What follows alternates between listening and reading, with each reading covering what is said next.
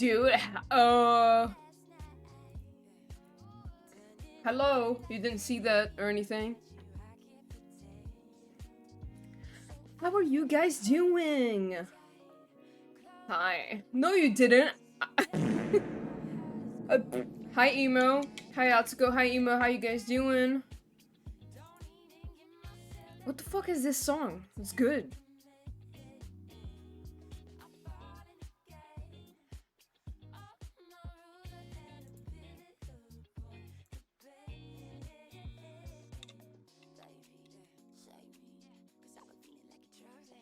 I have hot chocolate. Feeling? Yeah, me too. I made hot chocolate in the middle of May. You know what? It's okay. It's gonna be May. What is this song? It's so good. It's from the lo-fi stuff.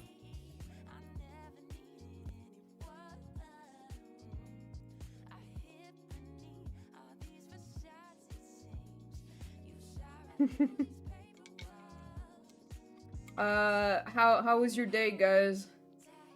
What'd you do today?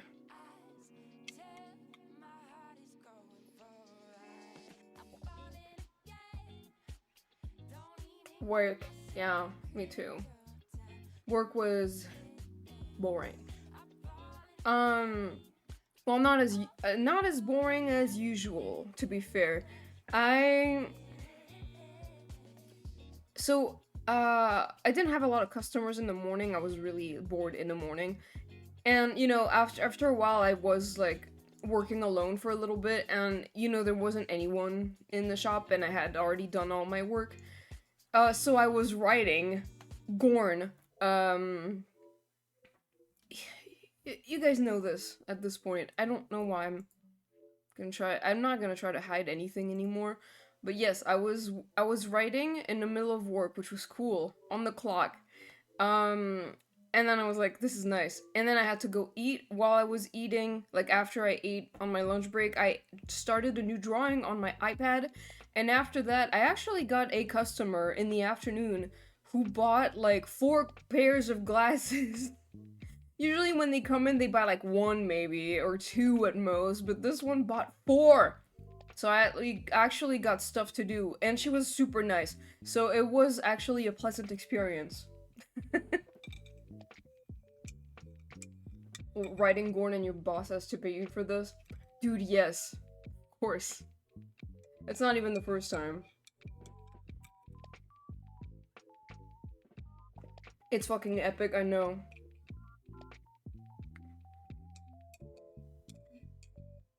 Sorry, I'm finishing my chocolate.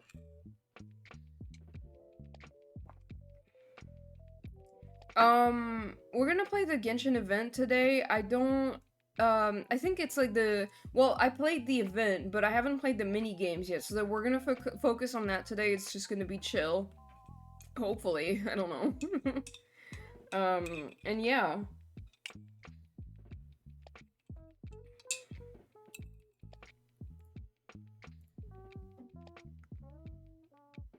Dude, I had a really bad night though. Like, I don't know what's wrong with me lately, but I haven't been sleeping very well. Like, I either keep waking up super early in the morning, like, at 5 a.m. or something, and, like, going back to bed give me a headache. It gives me a headache, so it's hard. But, like, this morning, even is just running a business getting that bag. Oh, not much different from my fucking everyday life, I guess. Um... What the fuck? I mean, it's like, why am I playing Supermarket Simulator, right? What was I gonna say? Yeah, I forgot. What was I gonna say? What was I talking about, even?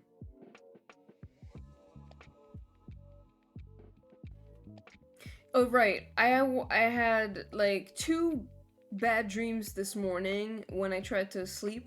So, like, I had one bad dream at first, and it felt really real, so, like, I was freaking out because I thought it was a real situation.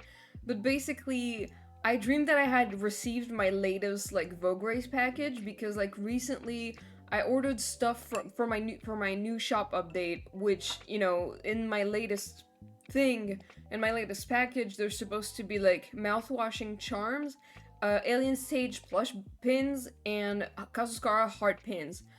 Um, so these three things, and they're on the way right now. Actually, like they got shipped out I think 2 days ago, so they should be here soon. But I had a dream last night that I got the package, and I opened it, and the entire thing was fucked up. Like they had gotten the printing was all off. A lot of it was like off centered, but like really bad. Like it was unsellable.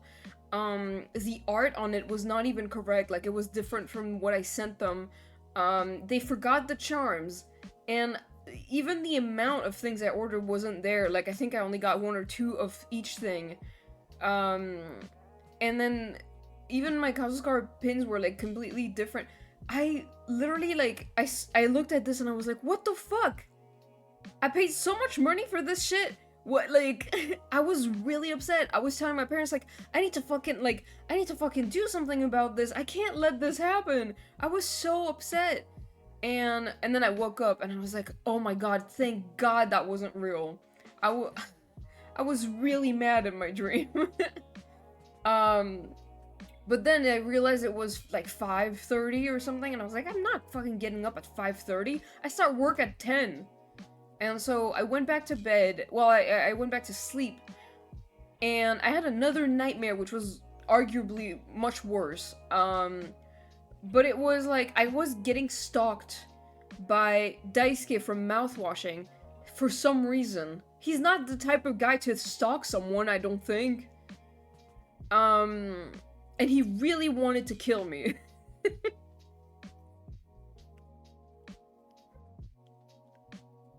Like, I don't know what I did to him, but he really wanted me dead. Like, he kept coming into my house with bombs and just like, trying to put bombs in my house so I would explode.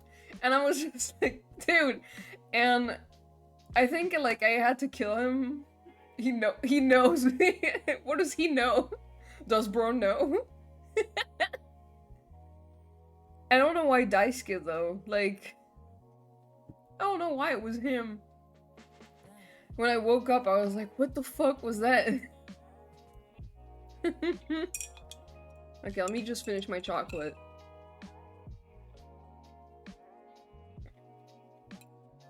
Like, he tried to kill me twice in my dream. Like, I forgot what he tried to do the first time, but the second time he tried to, like, literally explode me with a bomb. Like, he came into my apartment with a bomb. And I think he was hoping to kill me. I think he was hoping to kill me and himself. Hi, Meg. Sorry you came in at, like, in the middle of, like, a crazy thing I was telling you about, like...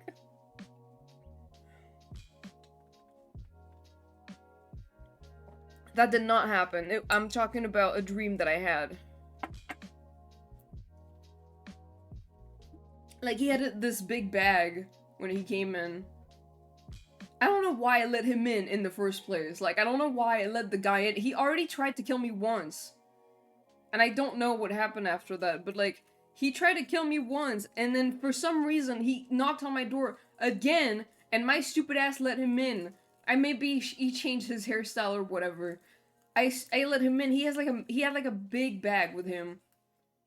And then like I ended up looking inside of it. Like I took it and I opened it and there was a fucking bomb in it. And I was like, dude, again?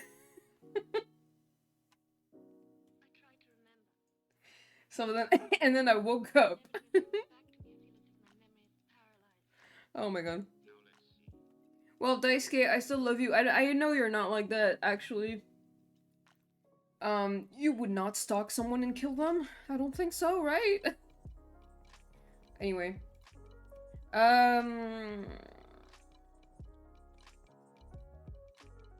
Yep. Genshin time. Yeah, we are playing Genshin.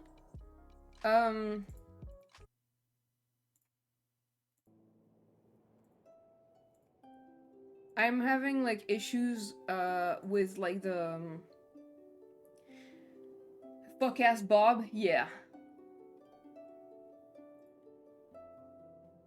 It's the punishment for you drawing him with that fatal wound. I guess so. Man, when I think about it, I fucking love that drawing. Like, it's not the kind of art that I do often because I'm more I really like working with like bright colors and stuff and like, you know, happy looking things. But when I drew this, it felt like I was going back to like my 2012 era of like drawing like angsty and violent shit because I was really into that back then. Like I would draw like a lot of gore, not straight up gore, but like violence. Um, and dark stuff, edgy. I had my edgy time. I was Edgylotl. I didn't go by Mistylotl at the time though. Um. And then at some point I discovered drawing with bright colors, and I was like, I think I like that more, and so I stayed doing that. But sometimes I do enjoy a little bit of horror. Horror! And so I drew that dice skate, and I'm so proud of that drawing still. I made it a print. I'm gonna add it to the shop next time. Because I love it so much. I got your prints. I wanted to post them on Twitter. My phone wouldn't let me. I'll try tomorrow. I'm glad they got here. I was starting to get worried. Okay, I'm glad. Thank you so much. Thank you, Mag. I face horrors every day, waking up. Yeah. Big same.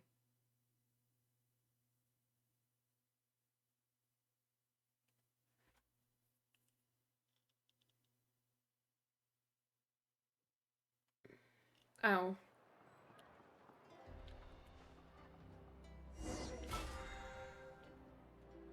Sleeps.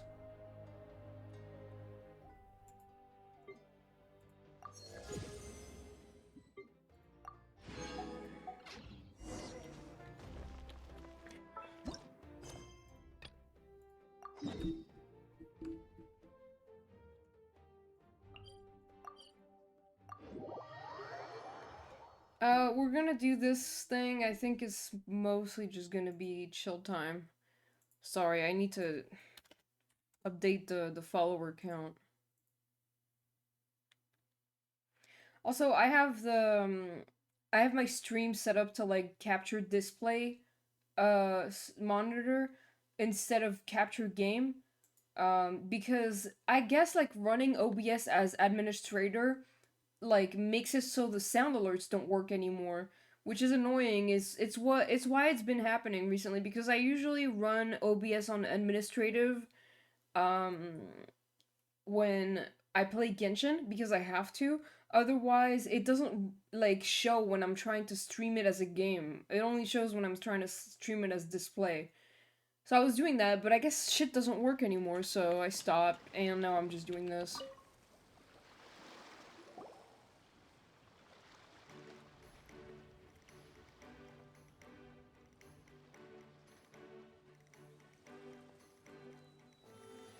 Traveler, it's you! I farmed almost everything for Skirk and her weapons so far. The only thing left is that weekly boss. Oh, okay. Ready to join the Cheval Moran Film Fantasyland crew? Let's do this. It's time, dear partner and Paimon, for us to Yeah. turn our attention to the Cheval Moran Film Fantasyland. Good luck with that emo. As I mentioned, the park was started up by enthusiasts who brought in the Spina di Rosula to handle the planning, construction, and operations. Of course, enthusiasts aren't typically all-around experts. They usually stick to designing the event booths. We, for our part, handle long-term operations and develop standardized strategy guides for the different activities. Long-term operations? Strategy? It all sounds so complicated.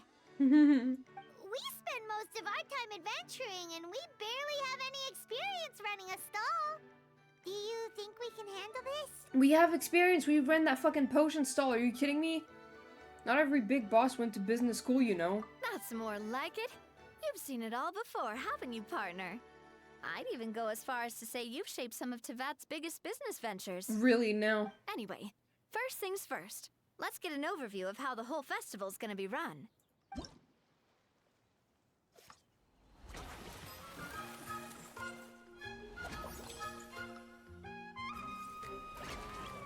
Oh, look at the little llama.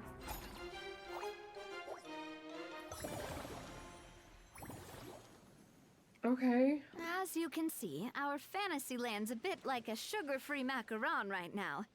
Several areas are still under construction.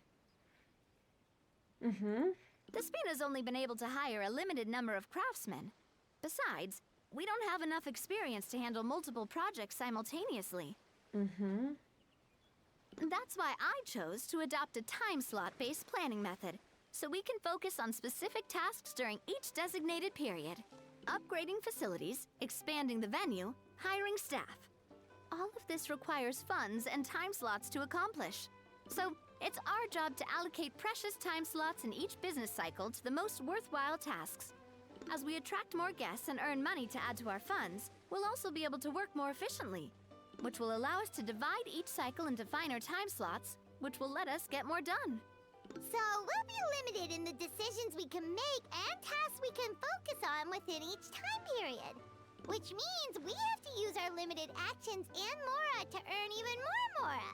Kinda like playing chess or cards then. Cooking up a strategy in advance is gonna be key. Paimon thinks she just about gets it. How do you feel about it, Traveler? Sounds right up my alley. Yep. Come on, we can do this. You mentioned standardized strategy guides just now. Does that mean there are non-standard ways to take part too? Of course. Film and entertainment mean different things to different people. And there's gonna be a wide range of exciting activities for people to try out. If we're not careful, some visitors might wander off and end up getting in trouble. And others might pick up dangerous props by mistake. To avoid confusion, we need to create a standardized strategy guide for each activity. Just think of it like a walkthrough. I see, you want me to be your test player. Wow, if we're the first ones to test out the activities, who knows what surprises there could be waiting for us. But if we hit a tough spot, we'll just have to rely on our skills to carry us through. Hopefully it goes without saying that I'd never put you in danger, partner. I carefully checked all the existing activities before you arrived, and I can assure you that they're all perfectly safe. Every time I see her, I love Navia, and I love her design, like, don't get me wrong, but every time I look at her and I see the fucking, like, tights or boots with the golden thing, like, wrapping around her thigh, I'm just like, bro, that looks so uncomfortable. I also wanted you to experience the activities before anyone else gets to. It'll be fun. Plus, we'd like to hear your thoughts and suggestions. Like metal wrapping around your thigh? Give me a break. Yeah. Oh, those are two things Navia is best at. Making people feel safe and having fun. Great. Well, I can't wait to hear what you think. Your input is super important to us. I love her so much, though. I can't even be mad. Hi, Chain. How you doing? Welcome. I hope you're having a good day today. All right, then. Let's start with eclectic escapades and put our first guide together. We're focusing on the same thing, but in different ways. Well, Emo, the thing is, like, originally, that's what I was looking at for the same reason as you. And then I was like, the fucking thing, though, like... Go formulate a strategy. Mara, I'm very tired, though I'm doing the HSR new quest right now. Ooh! I hope you have fun! Looking like a fancy gown, but keeping it functional. That'll be so nice. Swiftly weaving through narrow alleyways beset on all sides by danger, a popular trope in action films and one that's faithfully brought to life by eclectic escapades. Experience the thrill of the chase in this high-paced attraction. What?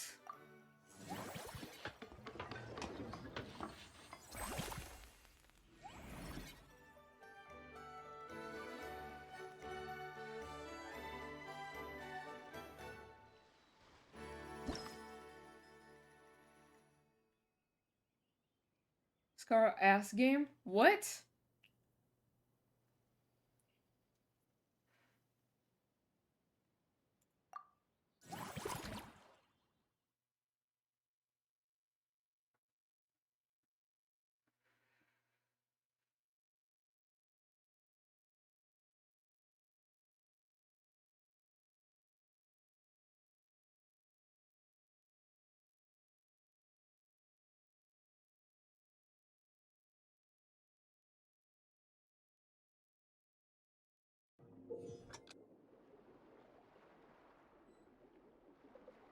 Okay.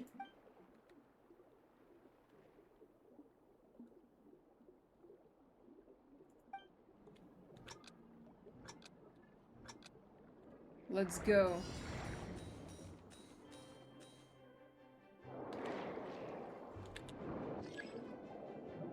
Dude, his whole booty cheeks.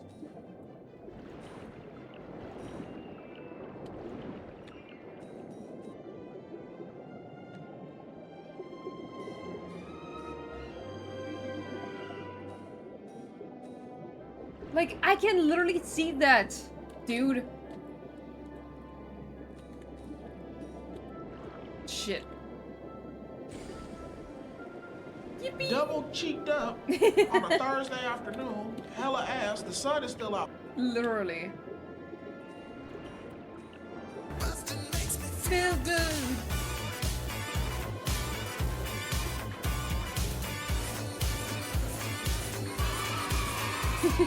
Jesus. I'm sorry, I can't look at the chat right now. I don't know what's going on.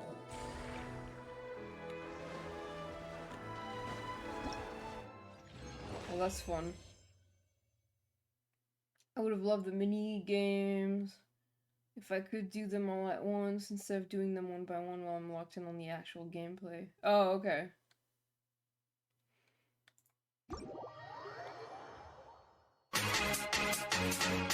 Dance, dance, so you're dead!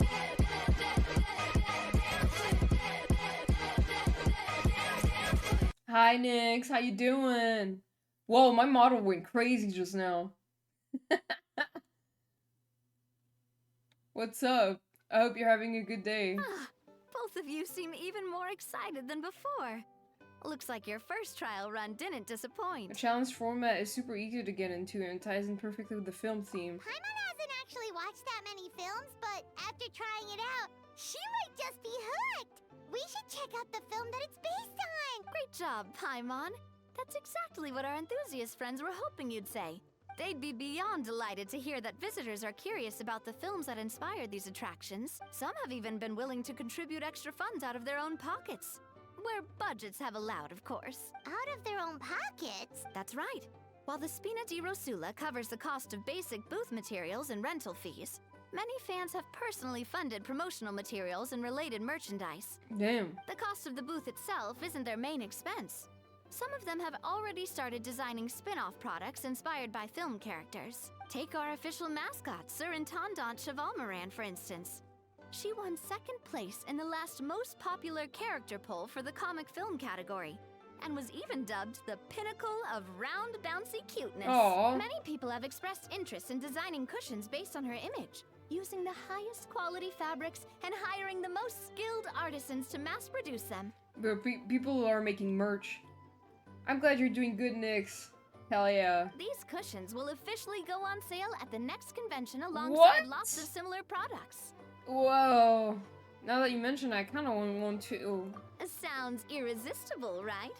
Plus, as Surintendant Chevalmoran's guardian and official image rights agent, Farina will receive 60% of the sales revenue. Oh. After all, the fans are doing this voluntarily, not for profit, but to promote Surintendant Chevalmoran's adorable image. The more Mora ends up in Farina's purse, the better Surintendant Chevalmoran's meals will be. And who wouldn't be happy to hear that? Oh, Paimon likes the sound of that. Everyone working hard for something they all love without worrying about profit. Still, we can't just ignore Mora completely. Whether it's fan creations or official commercial projects, some level of financial balance is still necessary. The same logic applies to the Chevalmoran Film Fantasyland taken as a whole. Once we finish the standardized strategy guides, our attractions can officially be open to the public. But we can't take personal charge of the ticketing process. There's plenty of work to do at the various booths, and the park itself is a work in progress. We'll need to assign dedicated employees to maintain and manage each attraction. There's a recruitment section on the park's bulletin board. We've received many applications, and each candidate has their strengths. Our job is to match the best candidates to each attraction based on their overall performance. Once assigned, the staff will keep the attractions running, ensuring a continuous revenue stream. Wait, so we've suddenly gone from being playtesters to Heads of human resources? That's definitely a Bro. first for us. I have very high standards when it comes to reviewing resumes. Just don't hold everyone up to your own standards, okay? You can't expect everyone else to be as capable as you. Alright, time to review some resumes. Fingers crossed we'll get some exceptional candidates. Go hire employees.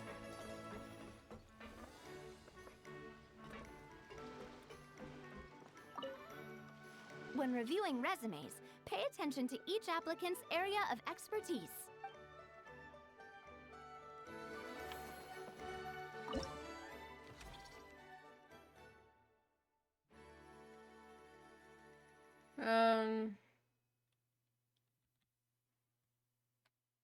I mean, yeah.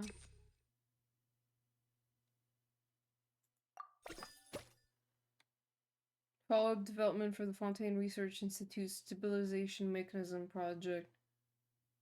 Oh. She was doing the Fontainebleau Film Festival.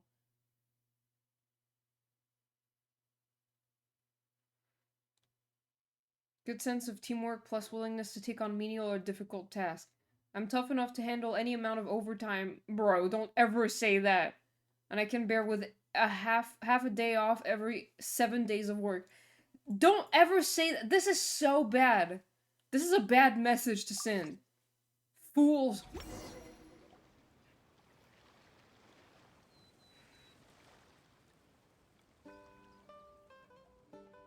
Capitalism. Looks like this particular employee is really getting into their role. Wishing them success for the job. You're both doing great. You sound more like bosses than I do.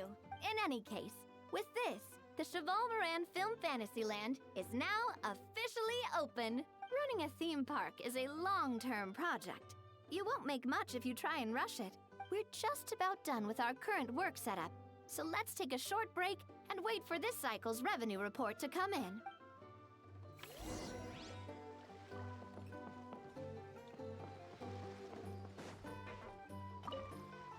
Well, this cycle of operations sure got us off to a good start. On to the next one. Wait, look at these guys over there. Hold on. I just noticed them.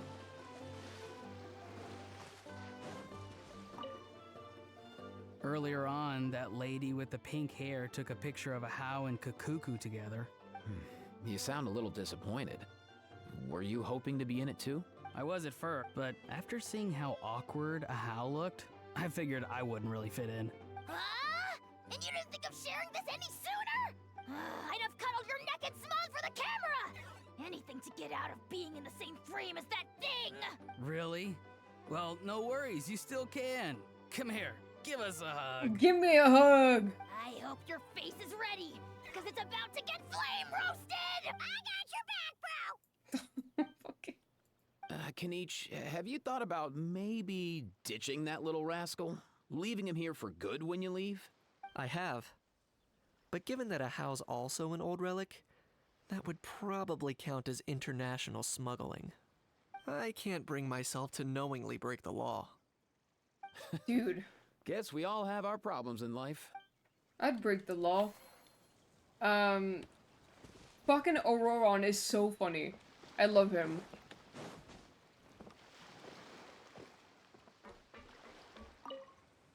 Well, this cycle of operations. Yeah, okay. I got it. Damn.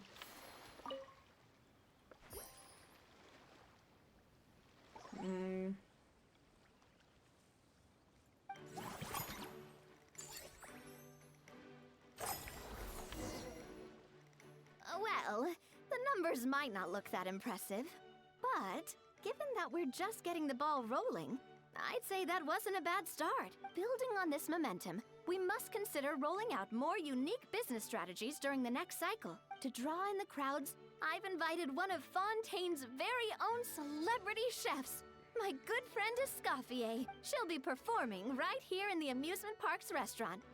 On that note, let's go catch up with her. So, is the restaurant part of our business strategy too? There are so many layers to this operation.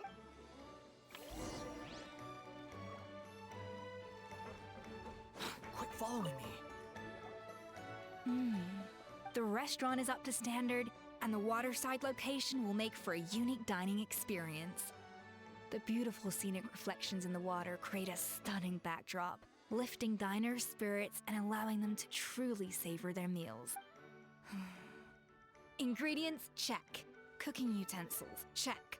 Looks like we're ready to rumble. Hey there, Escoffier. Oh, my employers are here. The president of the Spina di Rosula, plus the famous traveler and Paimon.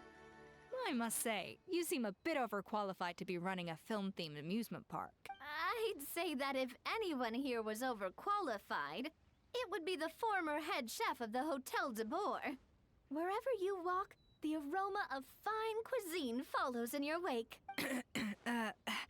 Let's get back to business. I'm guessing you want the traveler to help me decide the theme dish for each cycle, right? Theme dish. This is the business strategy I mentioned earlier. Using Escoffier's top-tier dishes to attract more visitors to the park. But this isn't just about attracting visitors. Her culinary masterpieces will surely have other surprising effects. Just imagine, Paimon, if all you needed was a single ticket to enjoy all the attractions and taste all the legendary food. Wouldn't you be tempted? Her little smirk. Then Paimon come every single day. Do you do annual passes? Now, here's the twist. To get the most out of this strategy, the menu can't be made public. Based on research by a certain food branding consultant, many restaurants have started offering a special chef surprise dish. So give me some inspiration every few business cycles, and I'll decide on our next theme dish. Now then, give me your hand. My ham. A warm and energetic feel. Your hands are calloused from wielding your sword, but still quite delicate. When you grasp its hilt, it's like you're holding the bow of a violin. A sword, then. The theme this time shall be strength. Okay. All right, let's find out what strength looks like in gastronomical form. Barbecue ribs.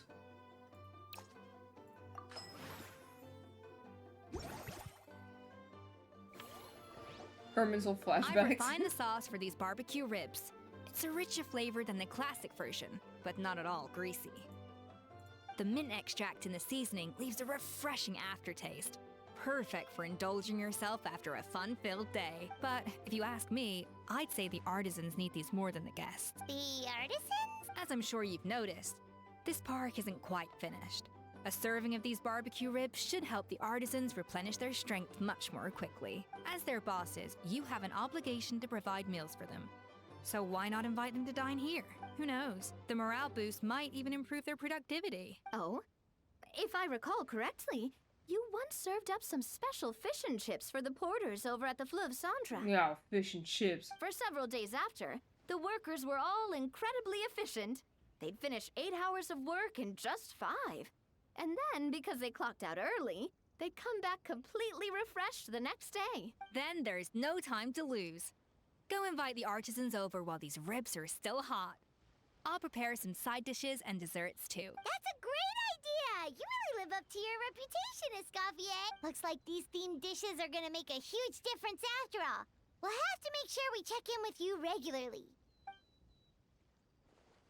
The artisans are pumped and ready to roll thanks to that themed dish.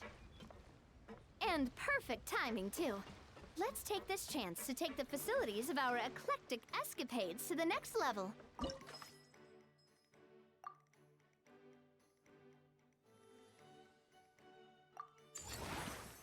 Lord.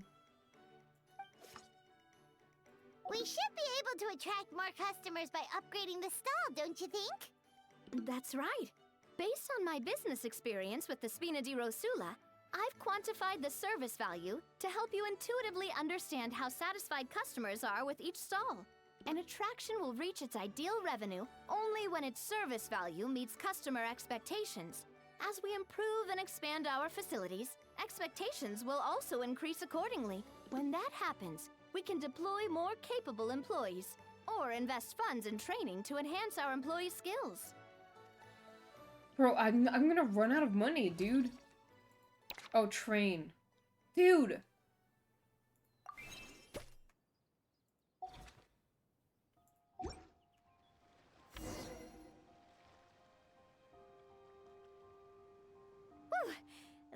should be everything. Looks like you've pretty much mastered how to run this park.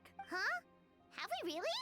Thinking about it, we have learned quite a lot, haven't we? Just goes to show how well Navi explained it all. Oh, not at all. I wouldn't say I taught you much. Oh, Your okay. intuition's been guiding the way mostly. I imagine long-term operations sounded like a scary prospect the first time I mentioned it, huh? But don't let that scare you. Just break things down into smaller steps and tackle them one at a time. Even if you're not a genius or naturally gifted, you'll get it done in the end. Whoa, seeing your own progress has really got Paimon fired up! Actually, she's gonna jot your words of encouragement right down. From here on out, we'll be running the Cheval Moran Film Fantasyland together. Let's make it a big success! Let's go!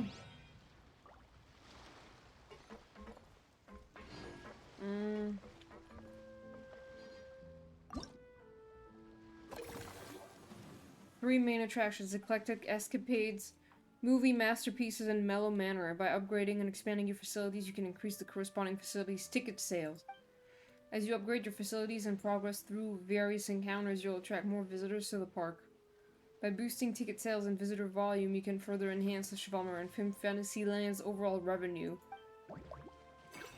Okay.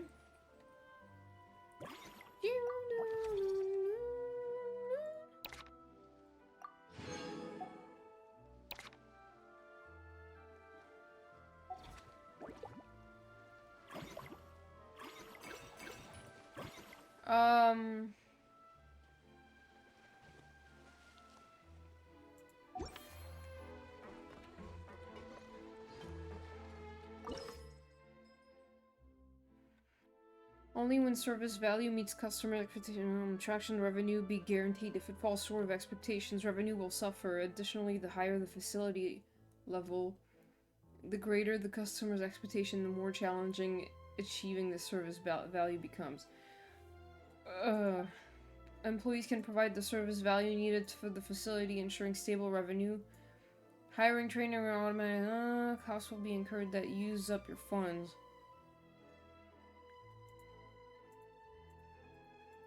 Okay. I don't think I need to upgrade right now, because I just did.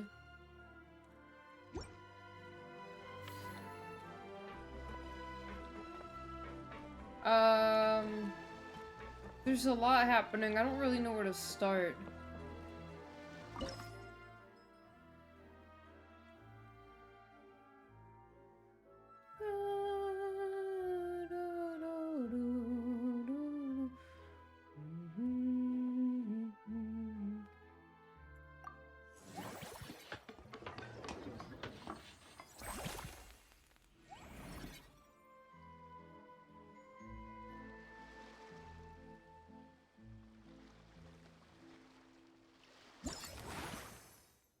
Okay.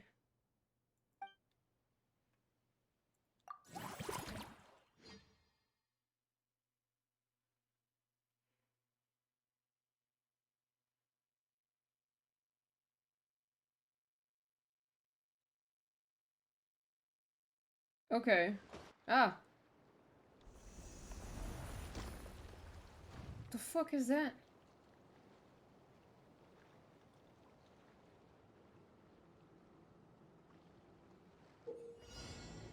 You must approach the firing device to destroy it at the right moment to avoid the barrage more easily and get closer to target device faster.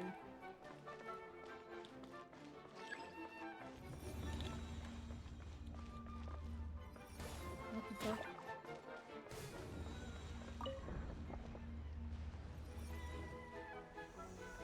Okay.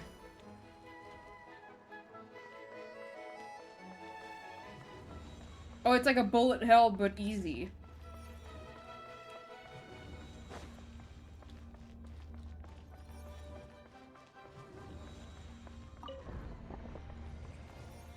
Fun, fun! Bullet hell!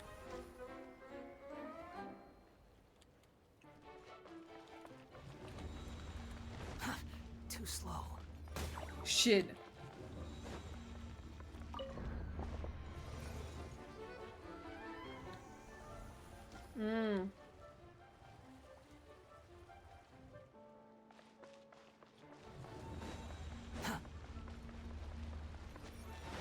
Shit.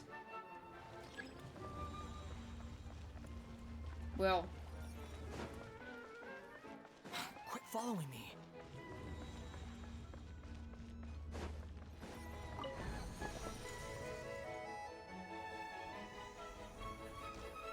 Yeah.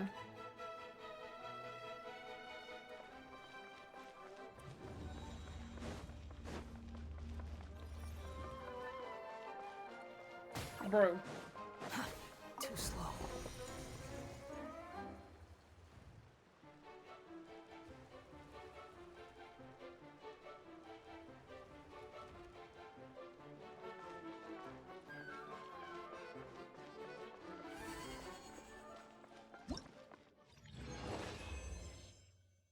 Okay. So that you can play the easy mode, but you don't have to. It can actually be challenging. Oh, yeah, that is true for this one, yeah.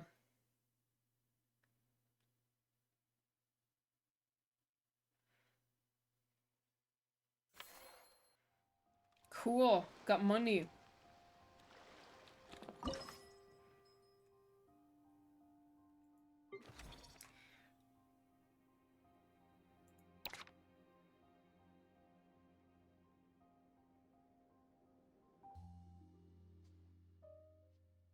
Oh.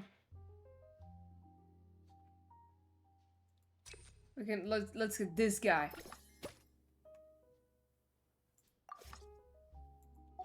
He's a lot of money, but that's fine. I don't have enough money for this.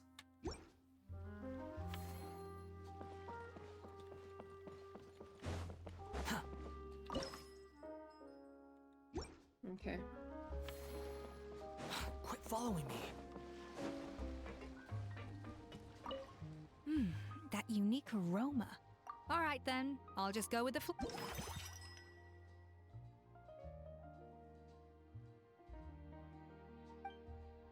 Okay, so we did this already. He's like, what the fuck did you bother me for?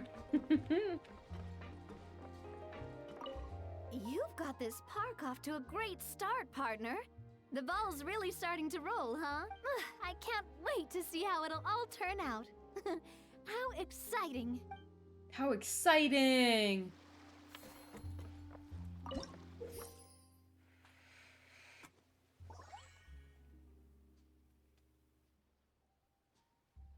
Okay.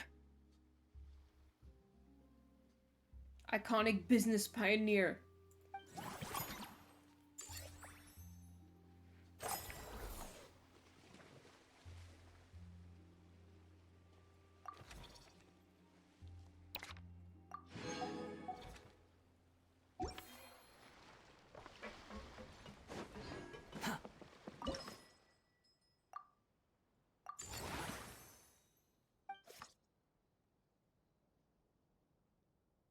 At the beginning? Right.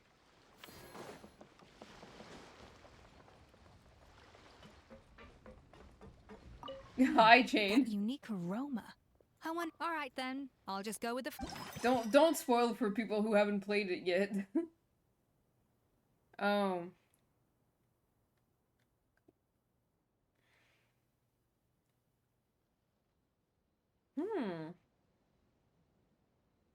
Yeah, it's okay, Mag.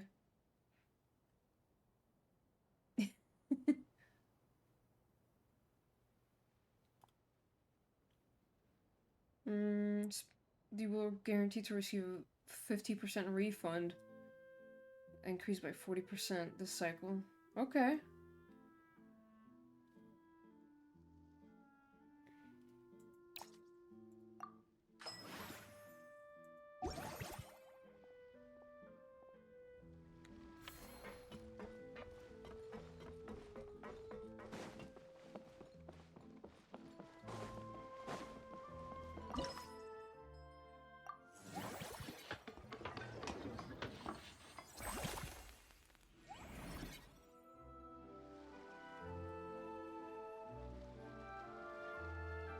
The fuck is that?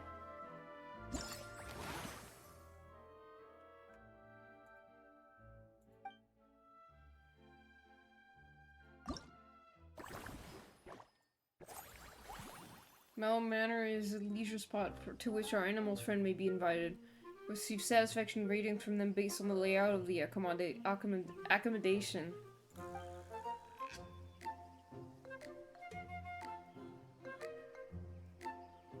Okay.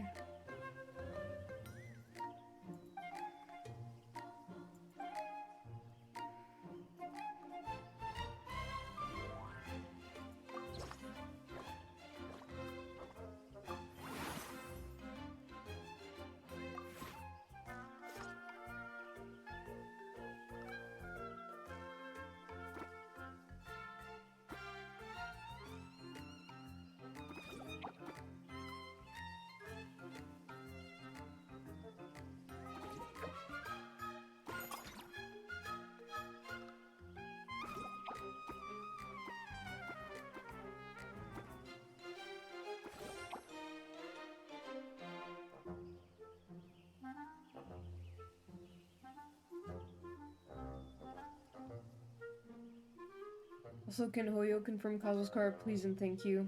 Please! Please, no.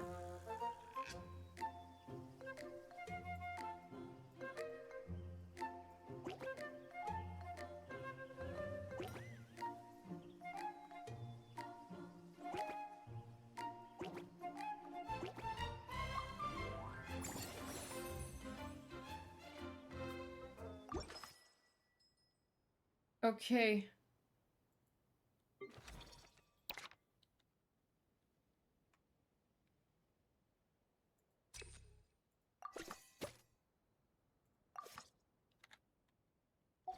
We got a guy.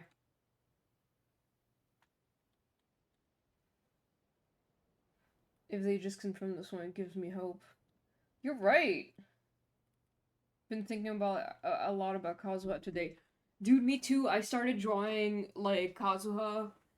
I started drawing sexy Kazuha art, like, on my lunch break. I was doing something. I just really wanted to draw Kazuha with a high ponytail, and so, but it turned into something else, so. Okay, I can't upgrade this right now. I don't have the money.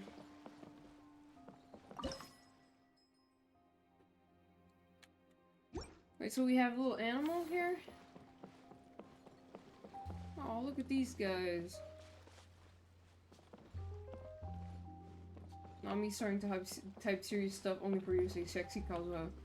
I mean, it's okay. Go ahead, Mag. You know I also love serious stuff.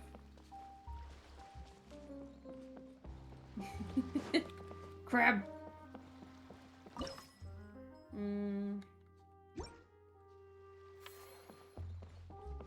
Quit following me. It's so much fucking money, dude. Too slow.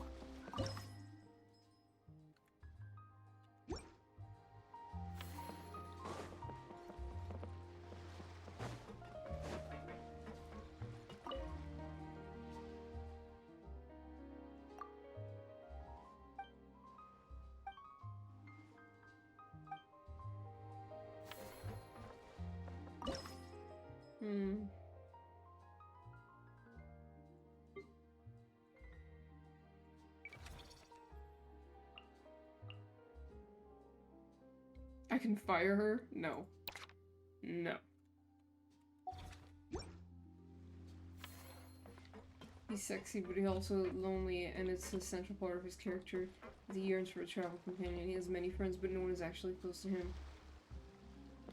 Yes! It has to be just a chapter in his life. Sorry, Lapine Pauline.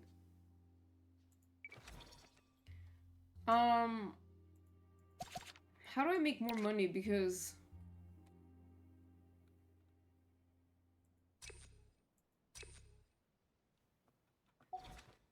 I don't have enough to upgrade anything.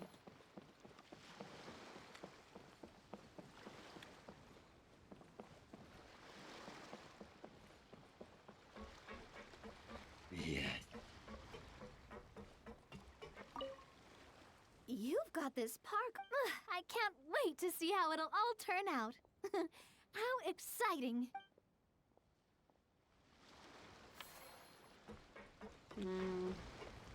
Well, I don't have any more time units, so I don't think I can do anything else right now. I can't hire anybody.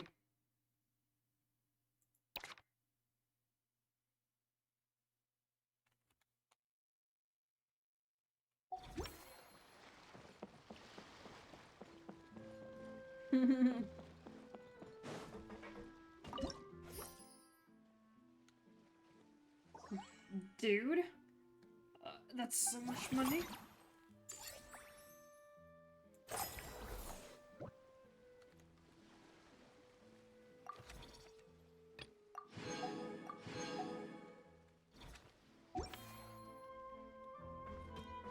No, you're so right. That unique aroma. I wonder. Alright then. Okay, earn 10% more revenue this cycle. Obtaining this buff again will enhance this effect. The next time you obtain this buff, earn 20% more revenue. The collected guest who pays revenue is that crazy. Okay, let's just do this one.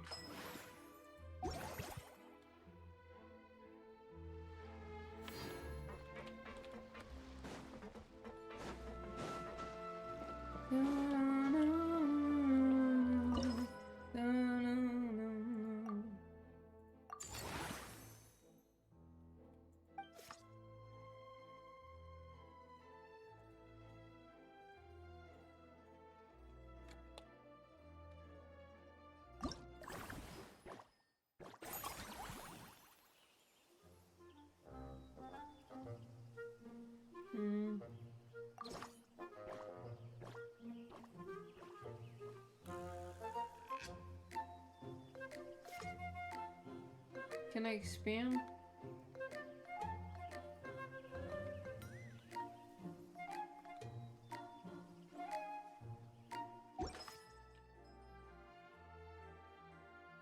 Louis is actually starting to hurt. The fuck are they waiting for? They know we love the slow burn. Within limits, yeah, man.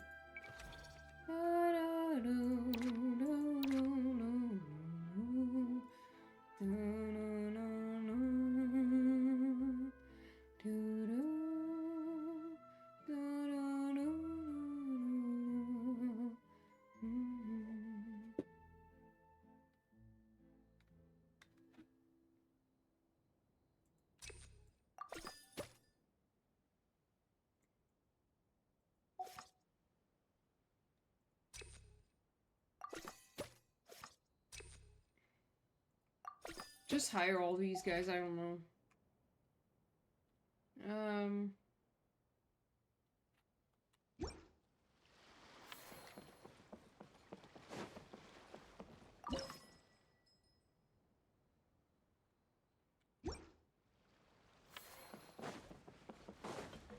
Quit following me.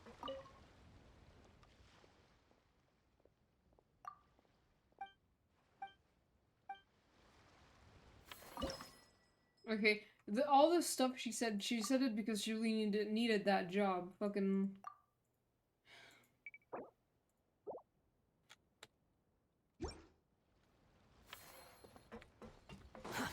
Too slow.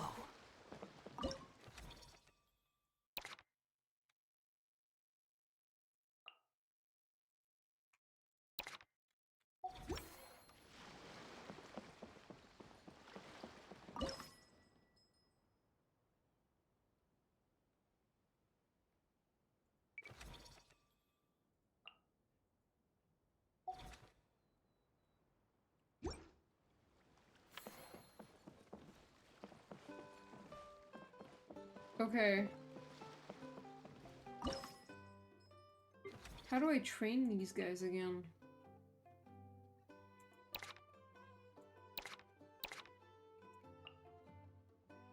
Oh, he's at max level already. Okay.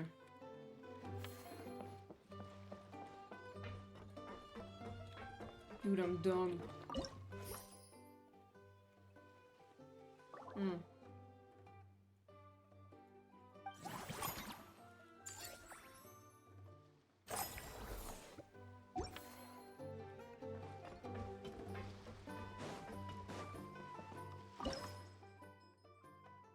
What?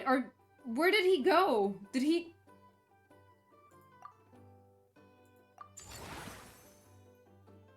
Did he just, like, stop working? What's going on?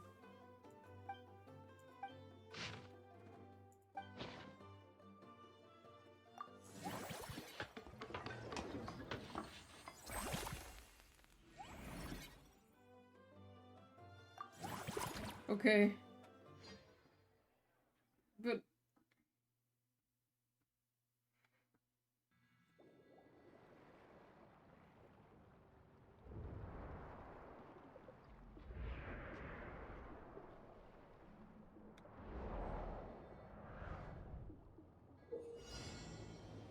I think he didn't put people to work.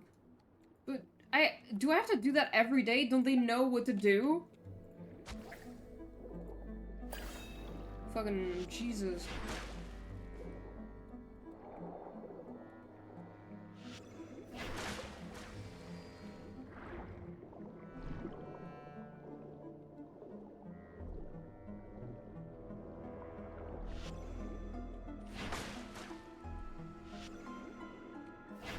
Oh my god.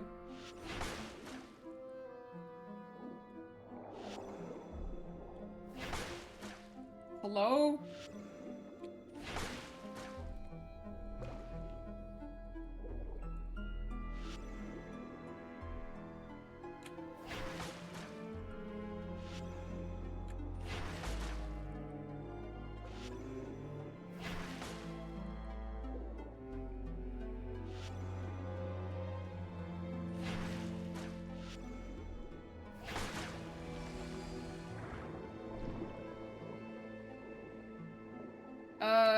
I mean, when I do ask for it, yeah, so like that's fine. Okay, hold on. I need to... Here. Oh my god, dude.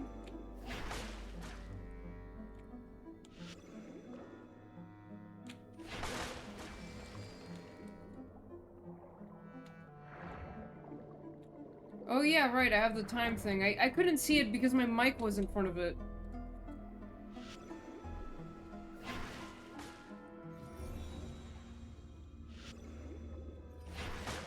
I mean...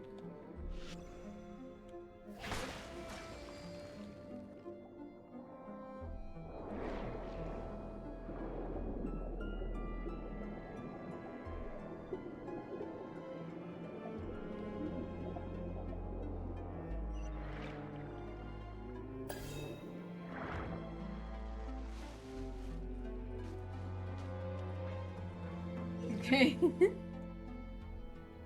Use a special ability to slow down time in the scene.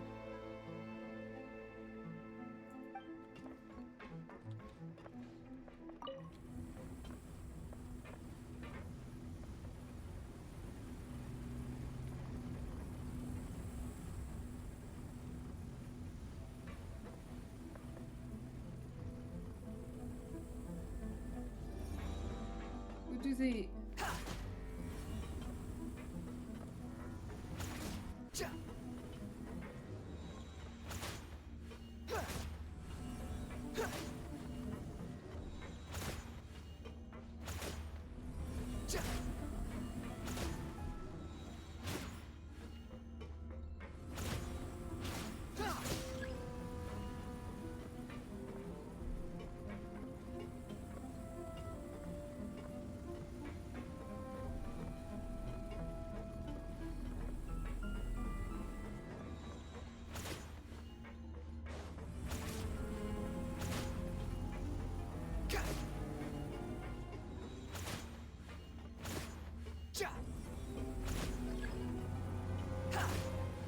Oh my god.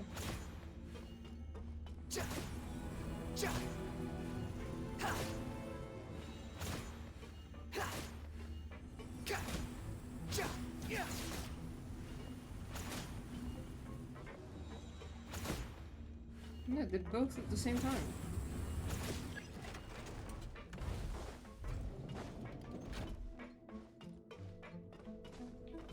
You can do it, Emo. No, wait, I guess that makes sense.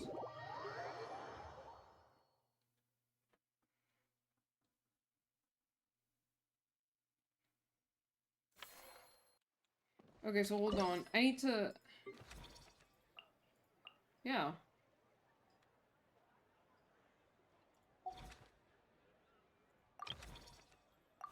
Oh wait, maybe I should.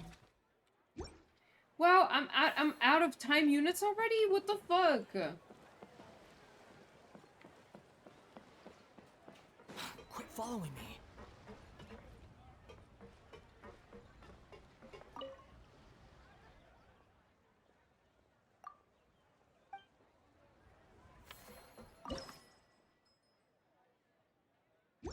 Dude.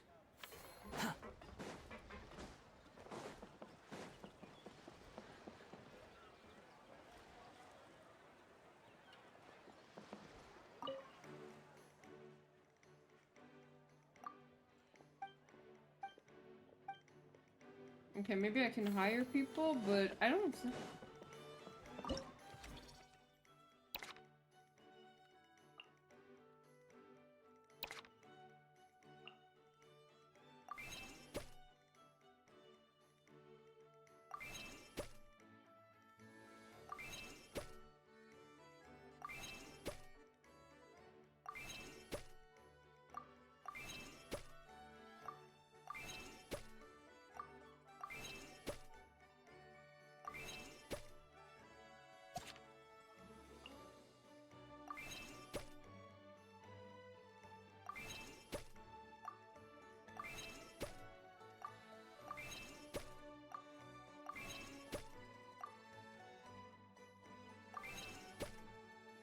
Mm-hmm.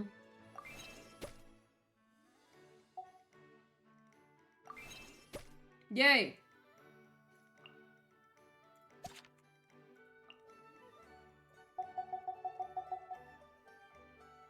That's a lot of money.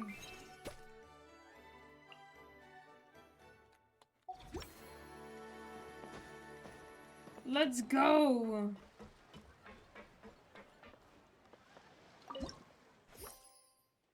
Yes! Did I forget to do the theme dish? Dude.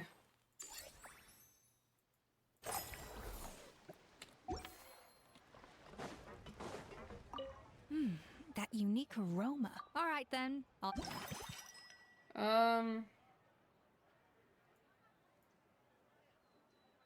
The first time you expand any attraction this cycle, you reduce the cost of upgrading that attraction by 50% one time. Okay.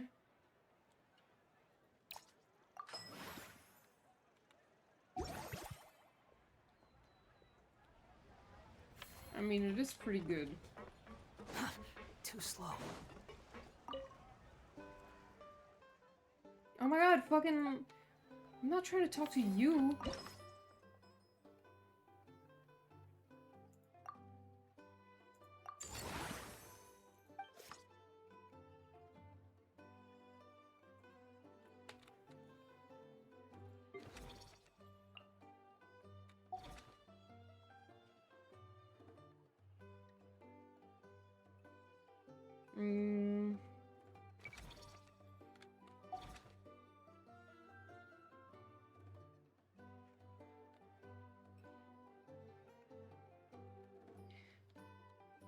I don't mind running around.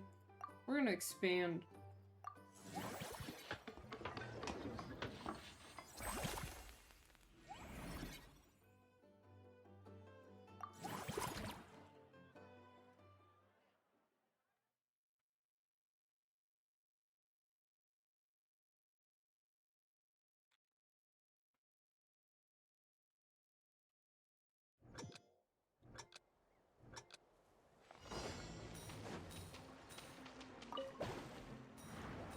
Whee! Wait, hold on. I didn't notice there was wind.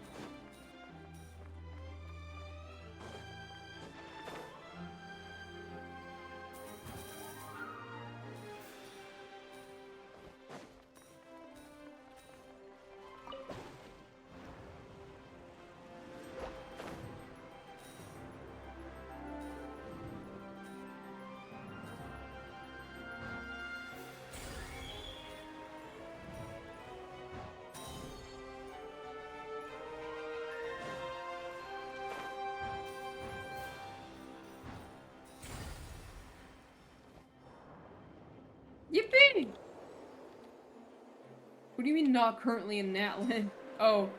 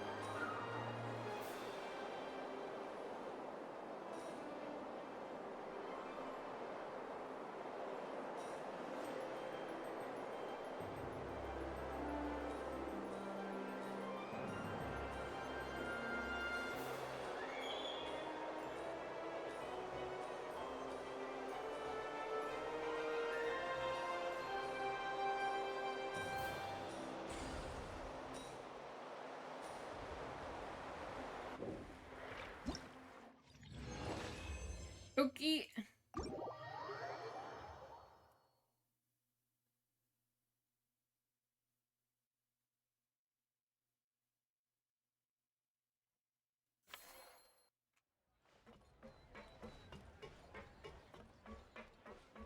Hmm.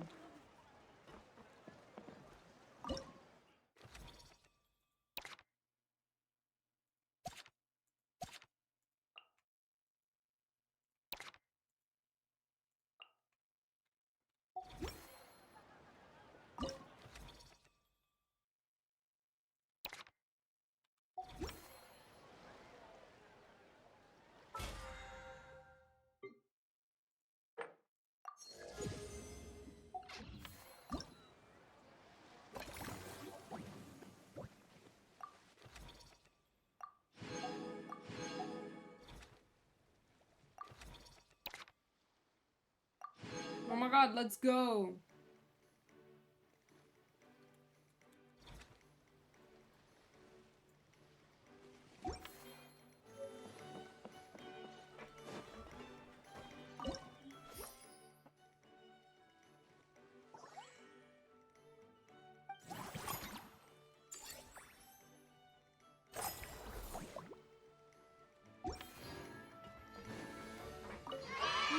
That unique aroma.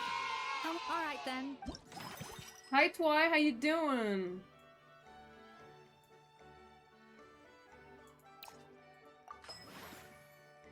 Yay!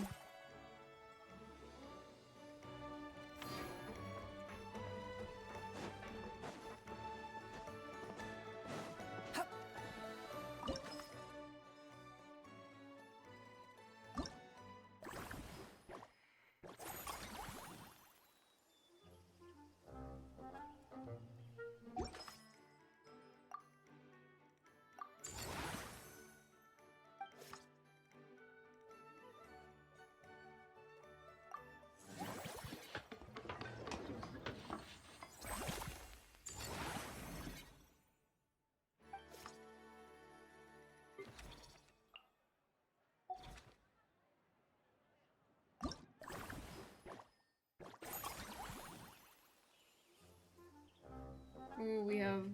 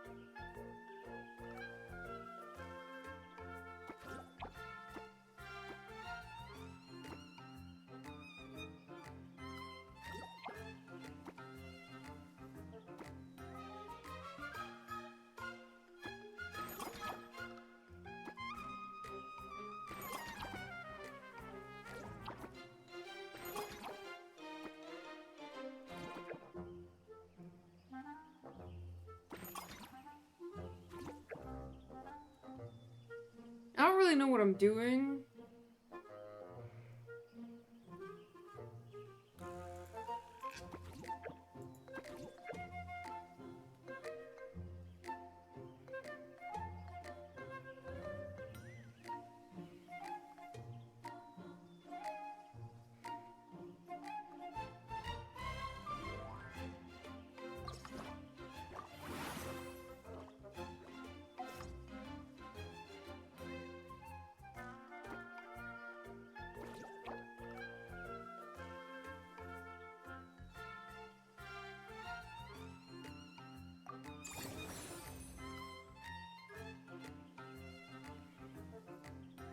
Okay. Oops. These are the little animals are so cute though.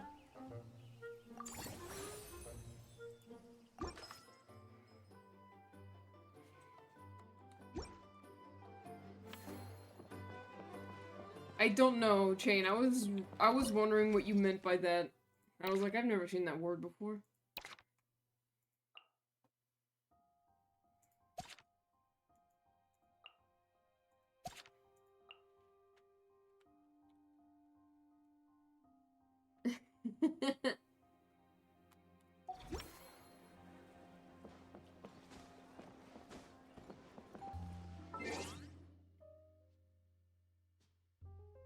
Also, I hope you're doing good, Twy. Welcome to the stream.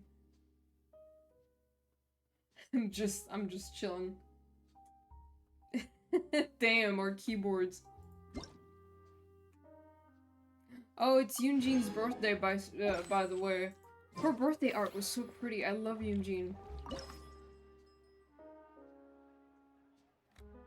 Okay, I don't have any time units, and there's nothing I can do.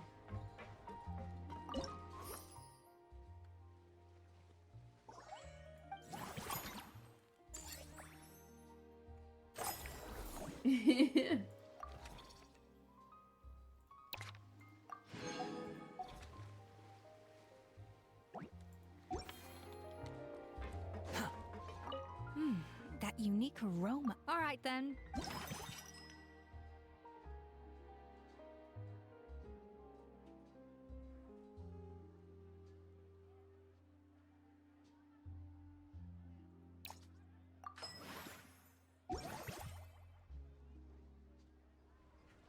Just chilling? Hell yeah.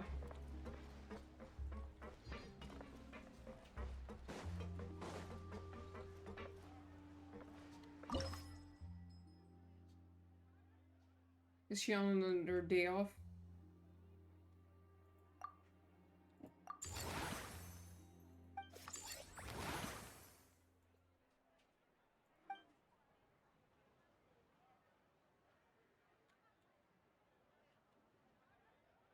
I can upgrade again? I'm gonna upgrade the next one. I had a lucid dream, I think that's what it felt. Because I woke up and I was like, I don't know what was real or not. Oh, lucid dream is more like when you're in the dream and you realize that it's a dream. I think that's what it means.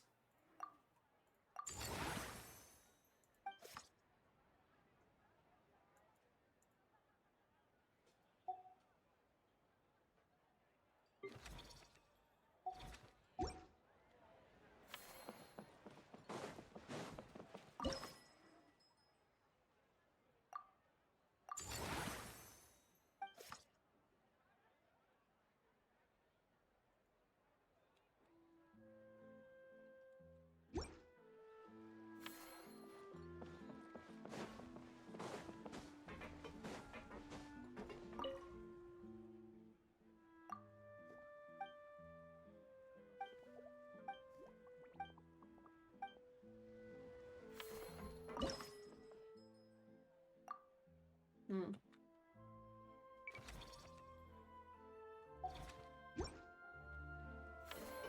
I do that way too often. Really? That's so cool.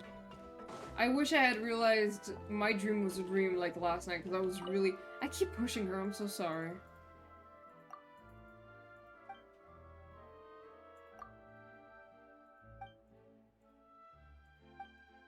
Okay.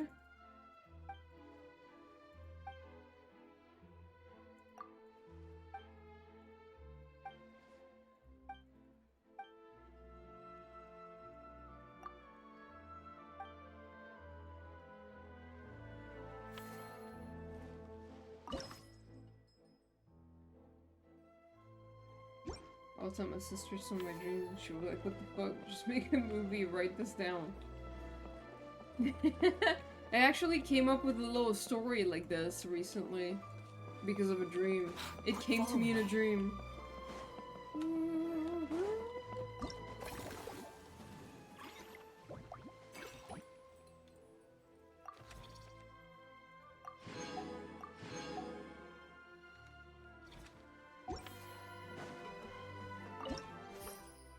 Dude, let's go. Look at that.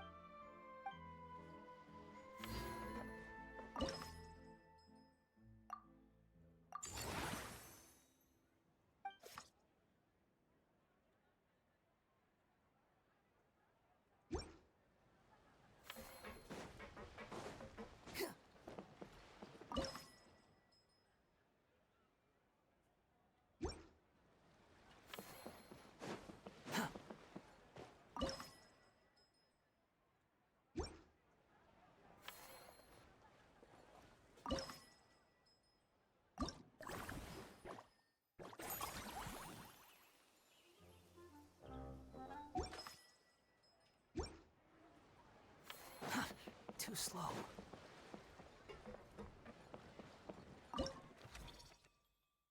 Okay, I can hire more people.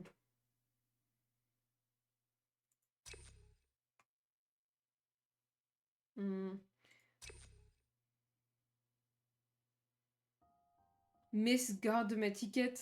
What the fuck kind of name is that? Before someone asks, I have dreamt of Kazuskara, but it was only once, sadly. That's a- yeah, that's happened to me, I think, a while ago. Recruited.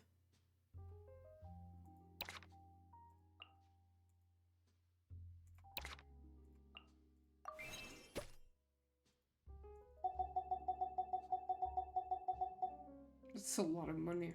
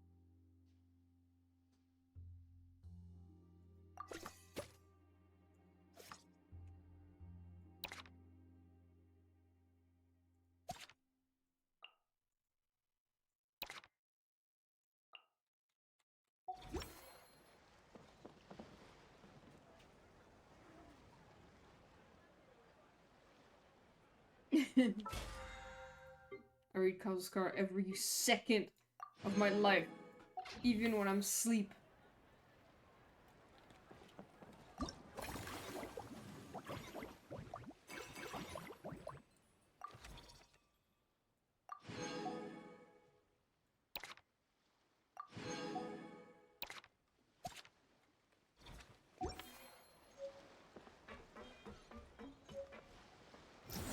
Behold! Well, I have action points, but how do I use them? I don't really have anything to use them on right now. I guess I can recruit another person.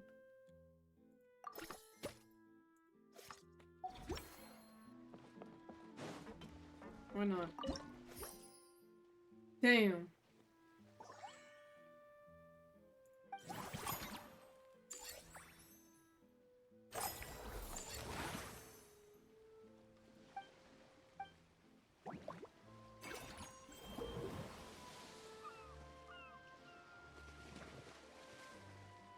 Okay.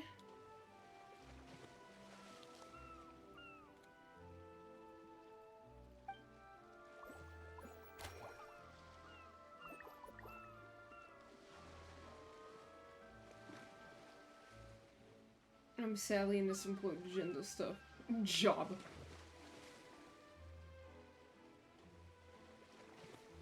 Think about Kazuskar a lot before you fall asleep. Visualize them.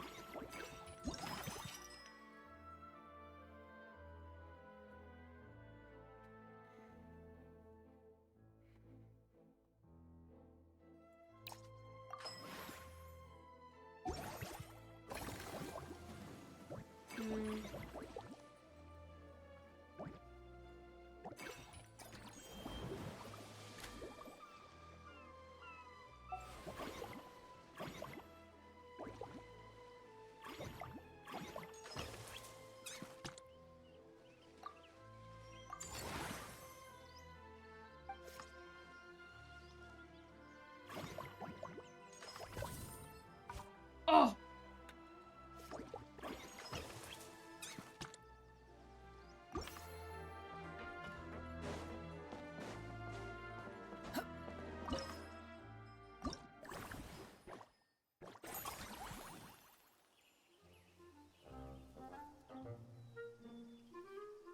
How do I make it bigger? Am I stupid?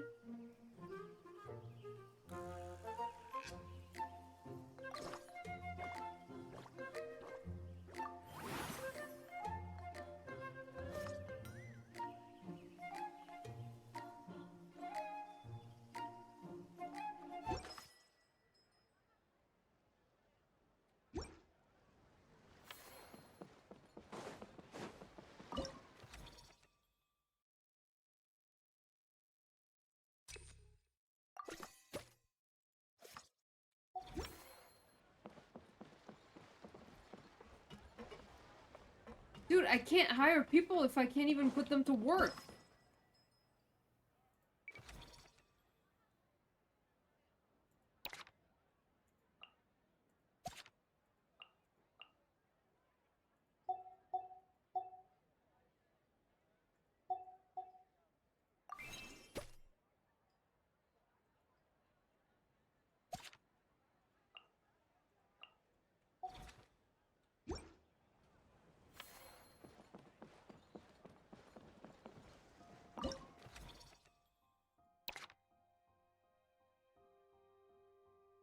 Zombies, old classmates upset make me absolutely no sense of some random ass people I saw maybe once in school hallway. Yeah, dreams be like that.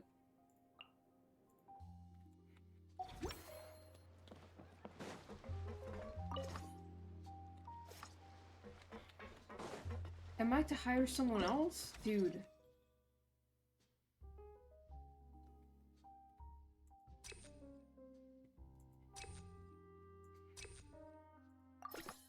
Sure, whatever. Quit following me.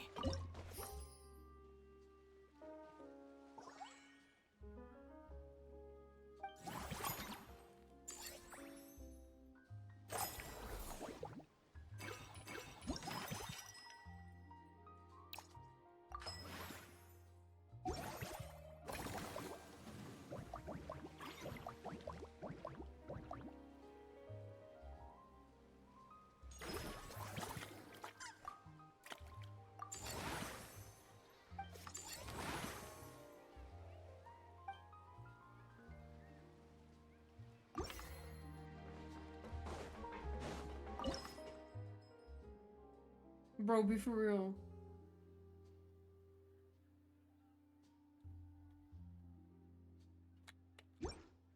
The last trained person off the clock and put the bitter on. Quit following me.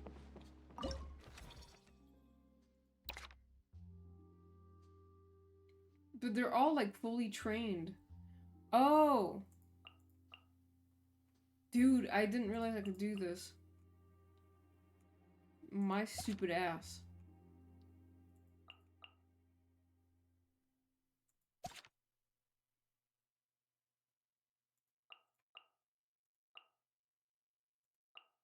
I'm gonna train this girl.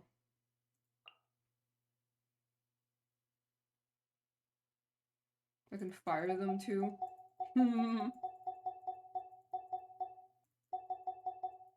I don't want to fire them, that's just bad.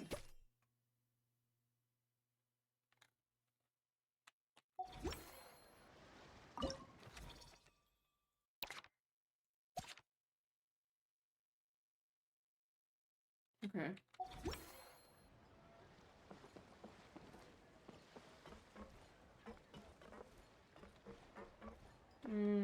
I see.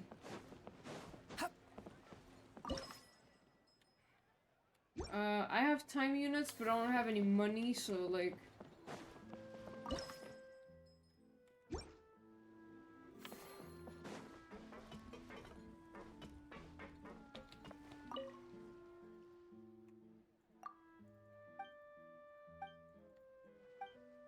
Okay.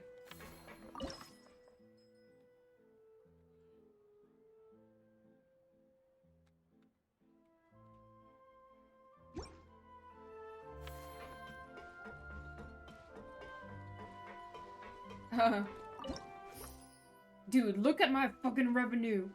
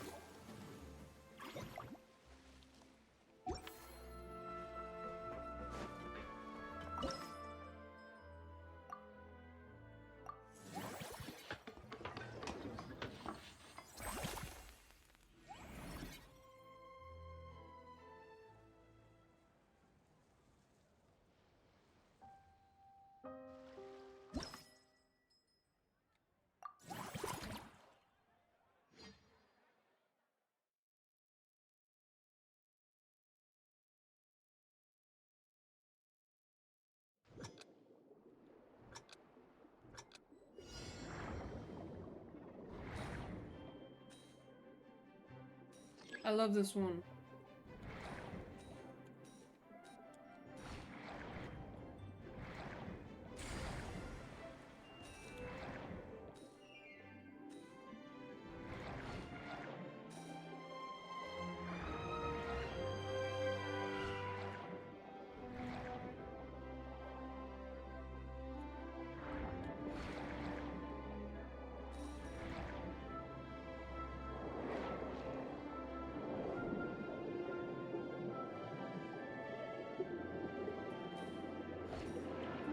Oops.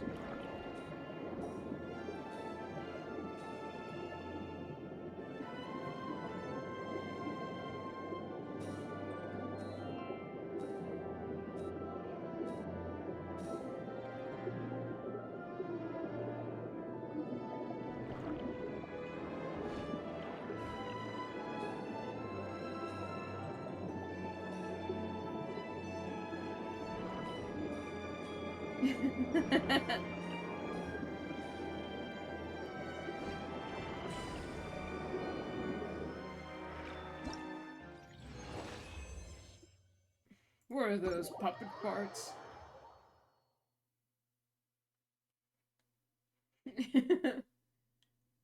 We are all plagued by the autocorrect, I fear. Dude, nice.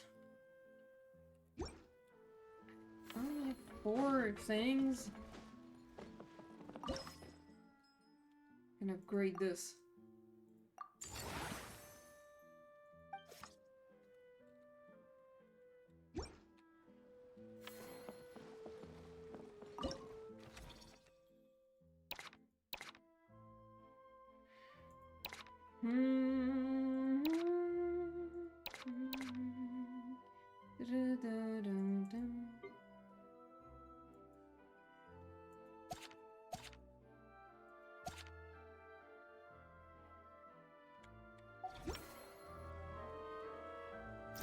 Wait, can I... Is it a better idea to dismiss the ones, that I don't use anymore, you think? So I don't have to pay for them, because they're not really...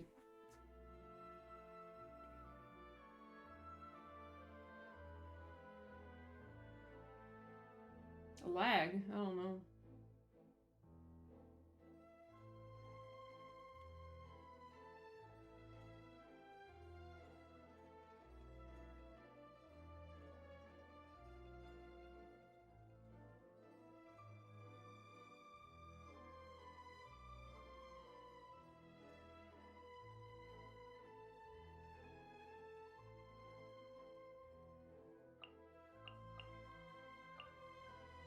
Can someone tell me if I should dismiss them? It feels bad, but I'm not gonna pay them. Ah. If they don't do stuff. Okay. Oh, can be recruited again? Alright. Sure.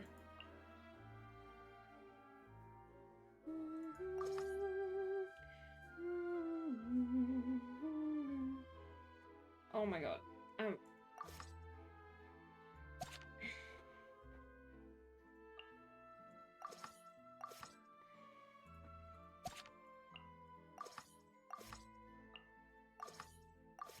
Well.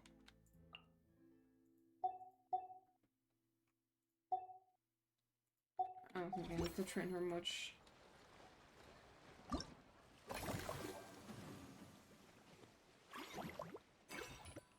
Okay. Baressa. I don't have the fucking thing!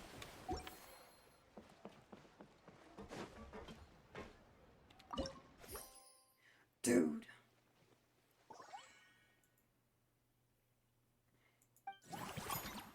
Okay, no problem, Emo. Thank you for hanging out. I appreciate it. I hope you have a good sleep.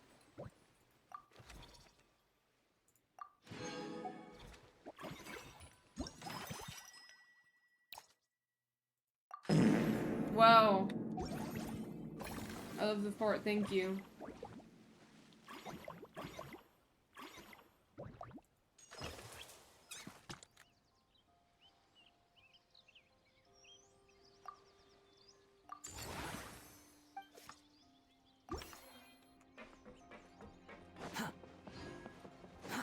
Too slow.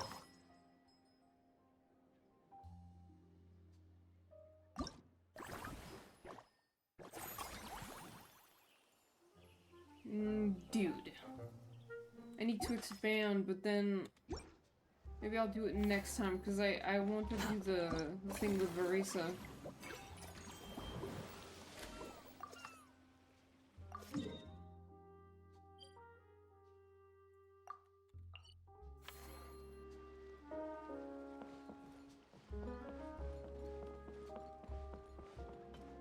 Manage thing?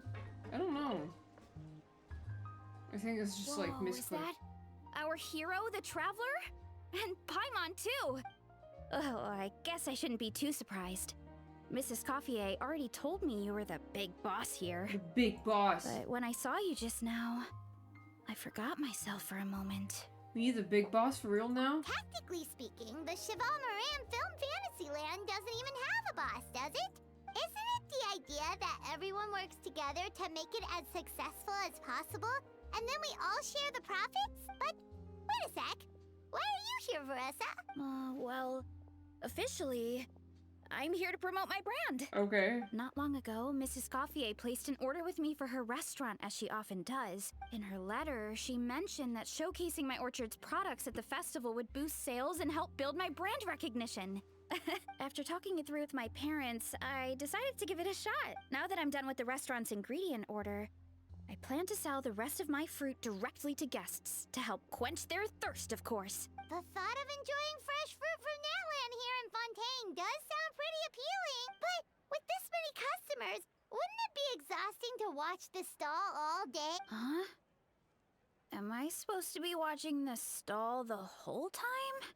Welcome to conventions. There's an attraction over there called Movie Masterpieces, right?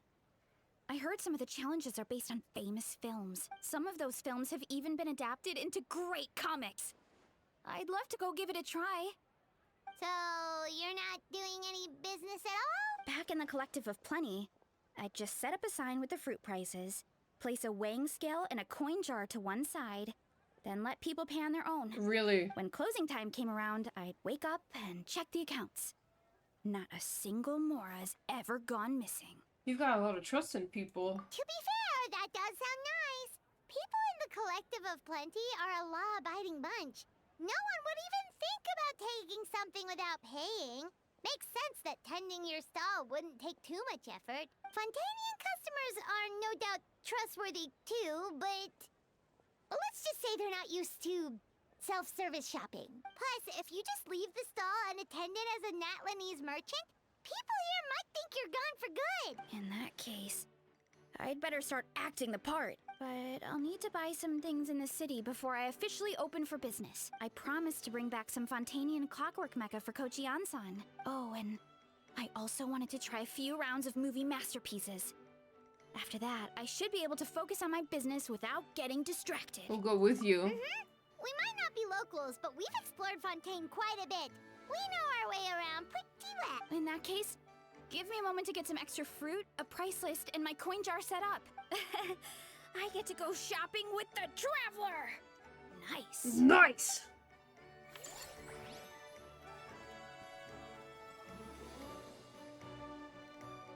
Oh, okay.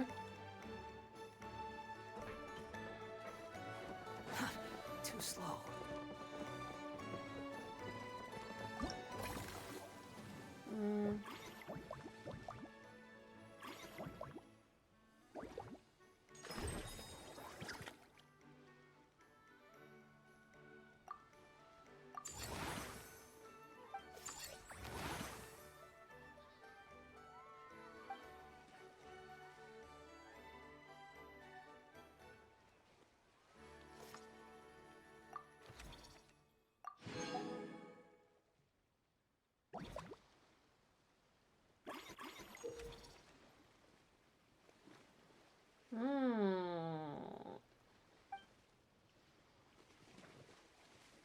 Oh, they're back here, okay.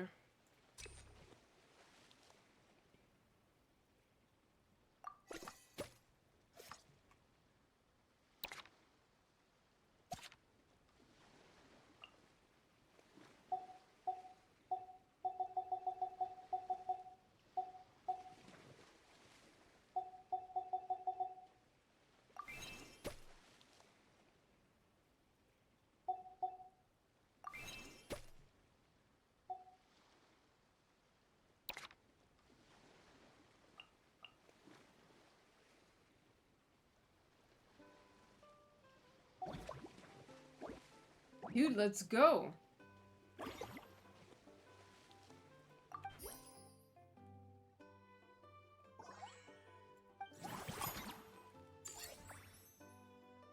I'm a millionaire!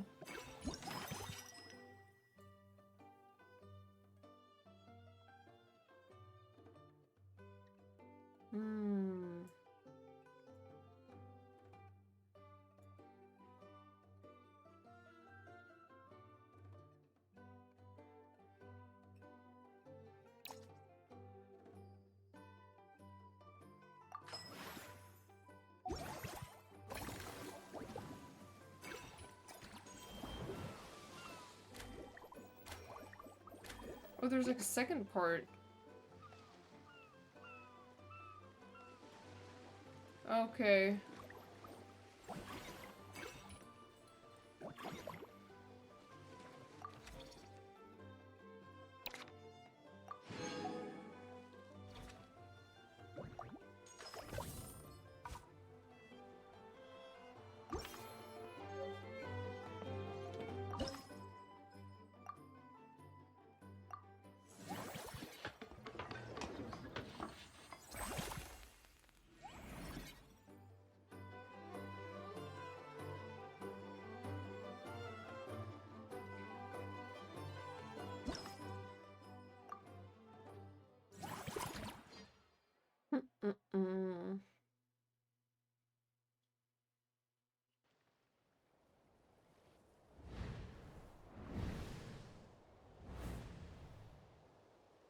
Holy shit, dude.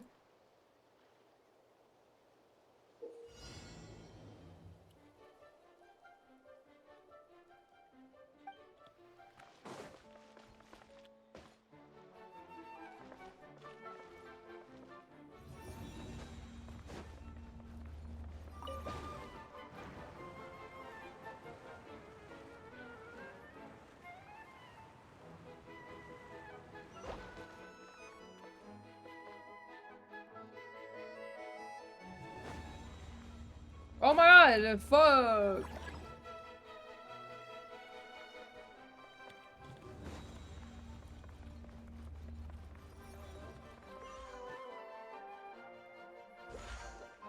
Oh.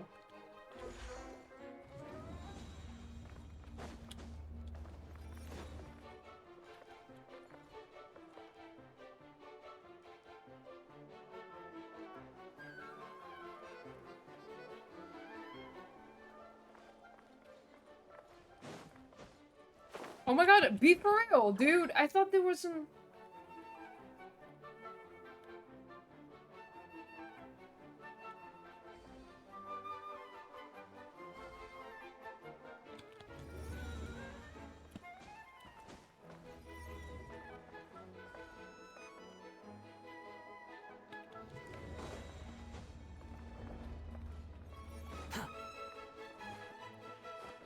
Hello?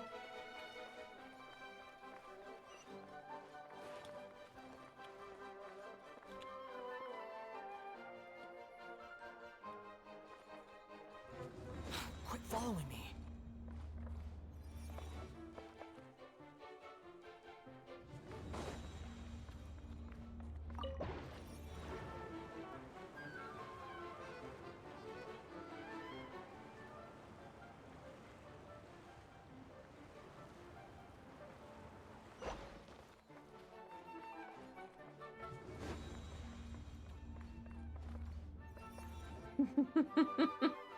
Okay.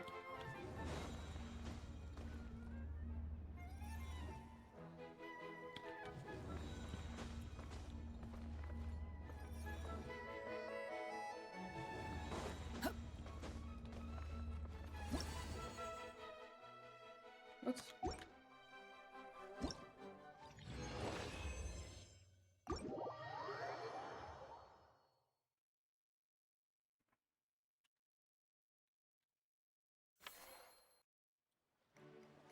Dude, nice.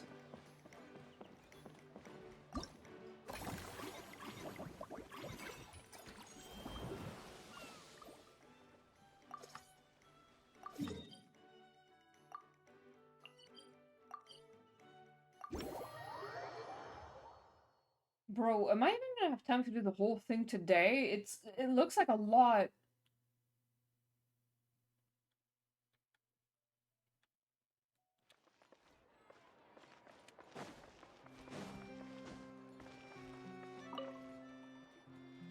Hello, boss. I'm from the Collective of Plenty. You might recall receiving a letter from us requesting you to design some components. Wait a sec. Why does Ion-san need clockwork mecha?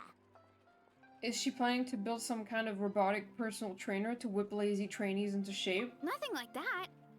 Our coach just wants to fine-tune her gym equipment so people can target different muscle groups more easily. She mentioned something about a rowing machine to focus on back muscles, as well as a pec deck and a leg press machine. The parts that connect the ropes and weight plates wear out easily, but they need to be strong. So Coach Ion-san thought she'd give Fontanian Clockwork Mecha a try. Awkward. That sounds so technical. When did fitness turn into some kind of complex engineering problem? She sounded like she said cockwork. To be honest, I don't really get all the details either. But if it works out, I'll be sure to train according to her revised method. And if it doesn't, we can always stick to the good old methods. If you're interested, I can show you a few beginner exercises the next time you drop by our tribe. You'll be able to smash the records without even breaking a sweat. I know it. Sure thing them to flex those guns. Sure. Paimon will pass on that one. She'll be rooting for you from the sidelines, though. You can always try the equipment we keep for little Saurians, Paimon. As long as you start out with the super lightweights, you'll be fine. Weight training's for everyone, you know. As long as you put in the effort and keep it, anyone can develop rock-solid muscles. Uh-huh. No!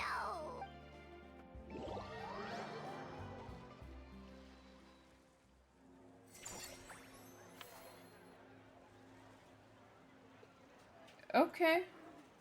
Not bad.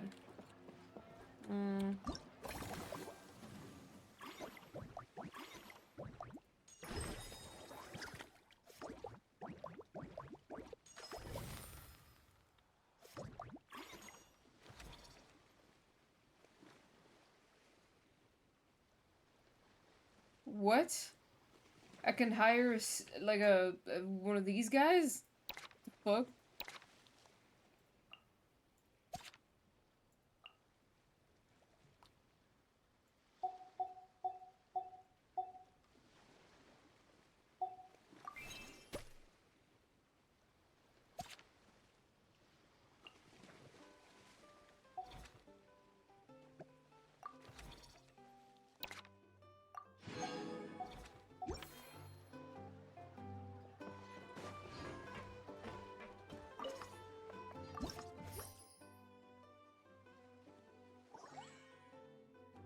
Okay.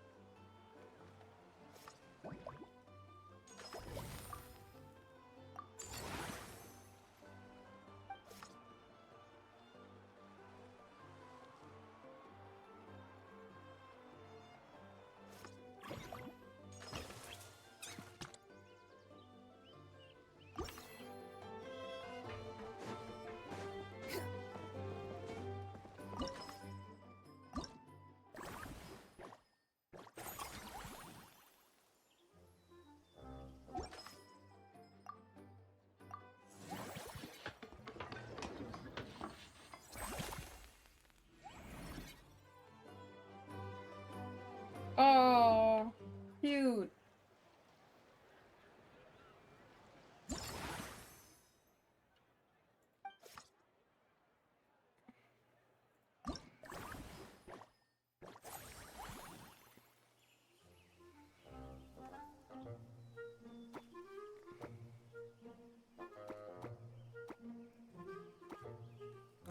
Hmm.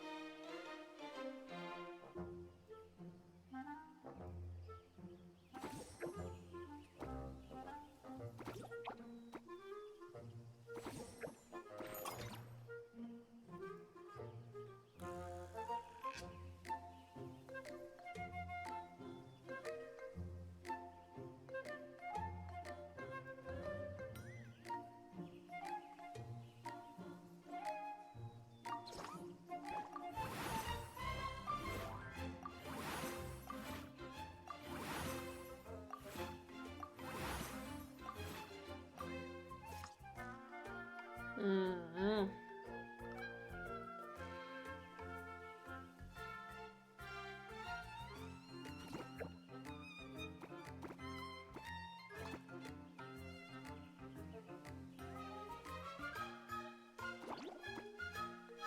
No.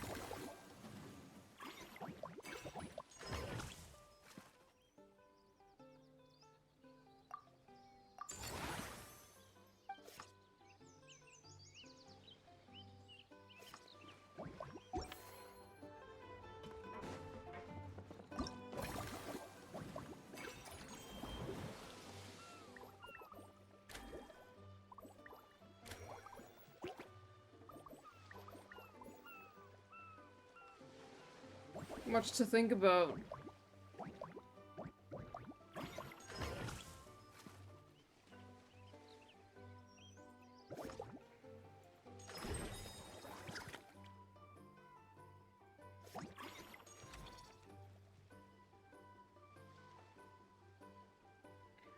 Dude.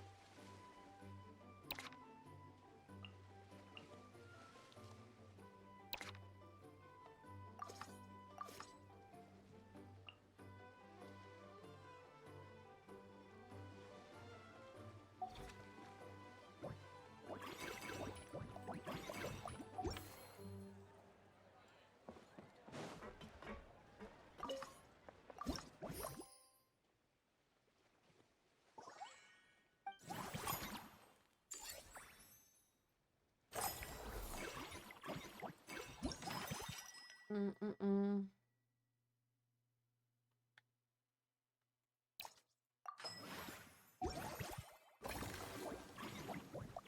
I mean, this is kind of fun.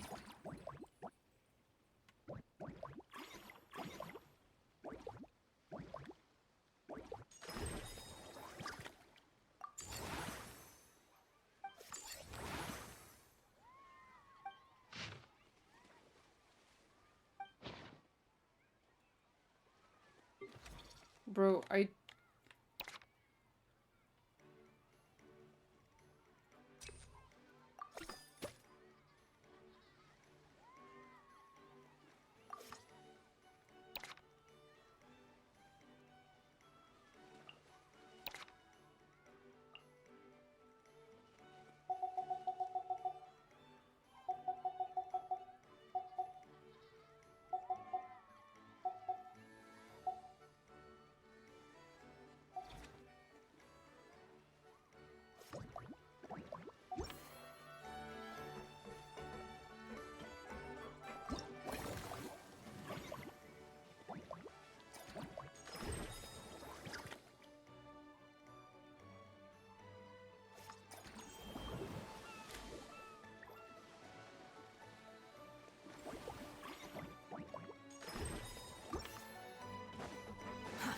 Too slow.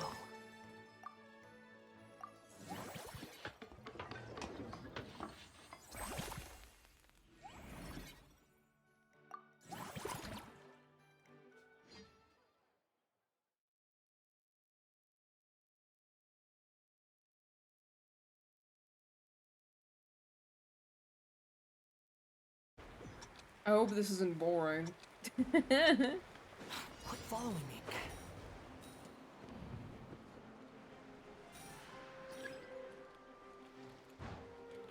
Bro, dude. I fucked it.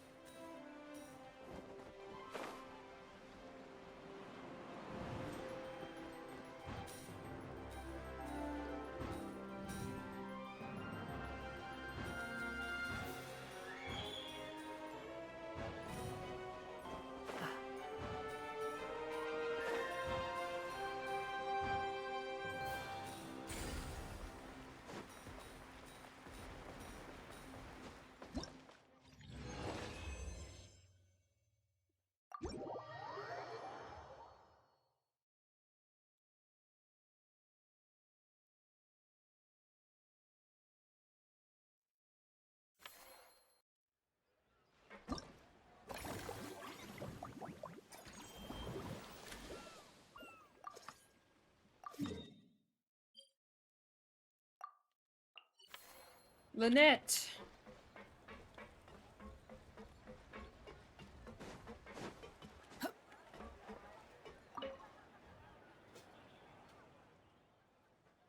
Oh. Detecting the arrival of my two most esteemed friends, activating chat mode. Hello, Mist and Paimon. Hello, Lynette! Yes, a director we know invited us to come here and unwind just as well. It's an opportunity to recharge. Us? Wait, but Paimon hasn't seen Linny anywhere. Well, that's his own fault. We've been working with this director a lot lately, so my brother took it upon himself to familiarize himself with their style, and ended up watching all of their films. All of them? That's some serious dedication right there. The issue is this director is famous for psychological horror films.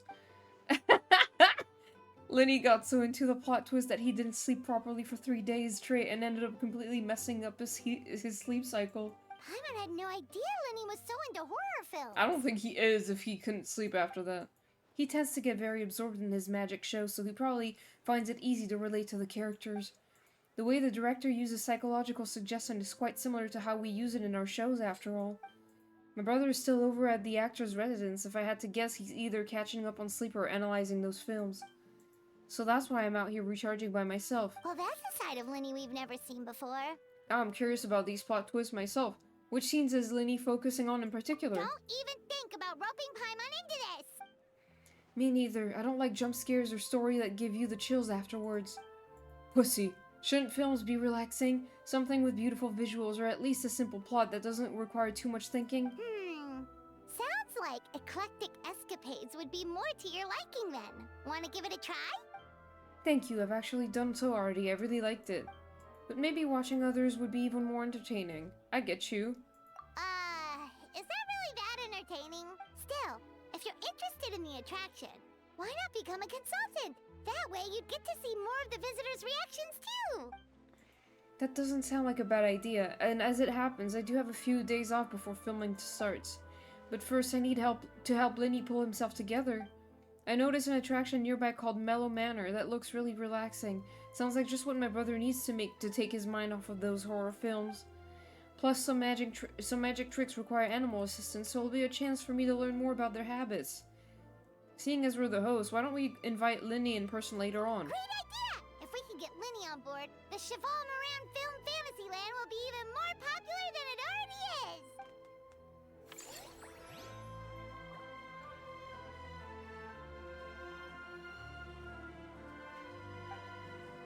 Okay.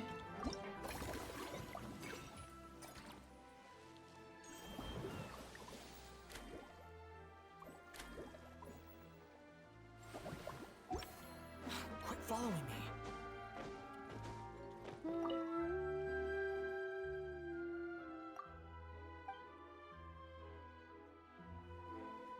The wind rises.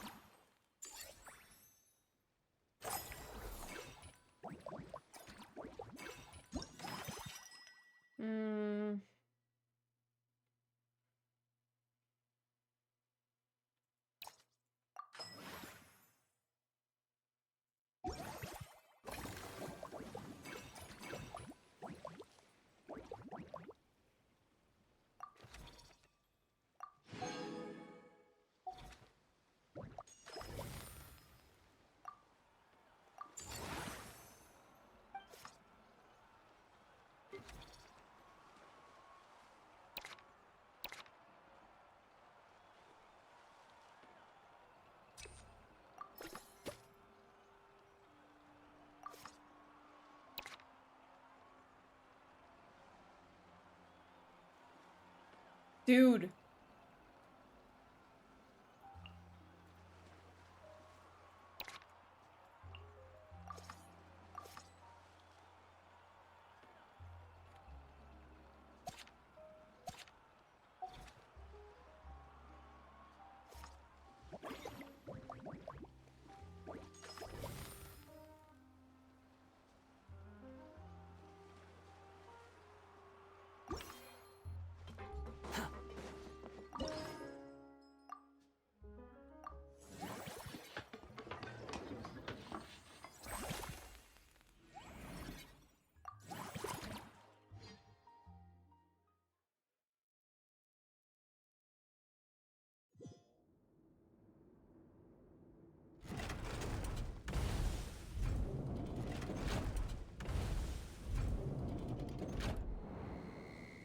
Bro. What the fuck are we doing? Oh, I love this song.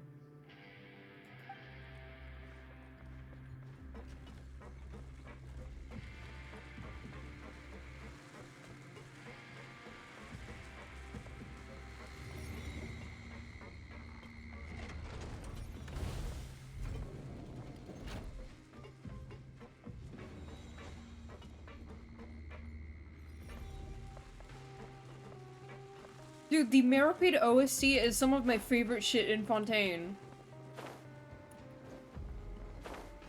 Oh, oh.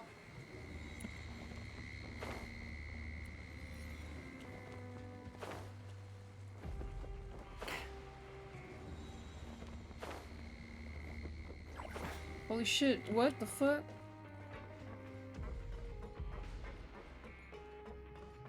It's just so good. How can people not like it?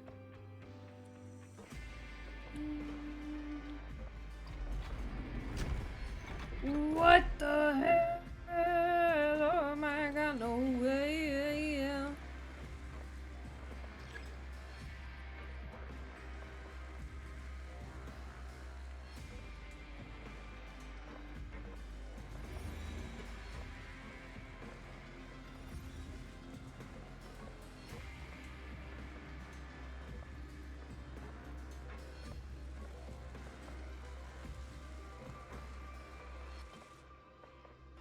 Oh my god.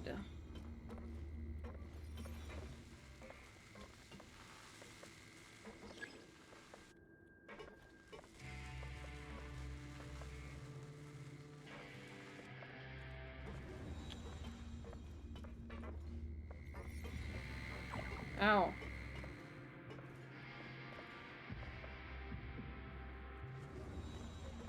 Bro, this one's hard.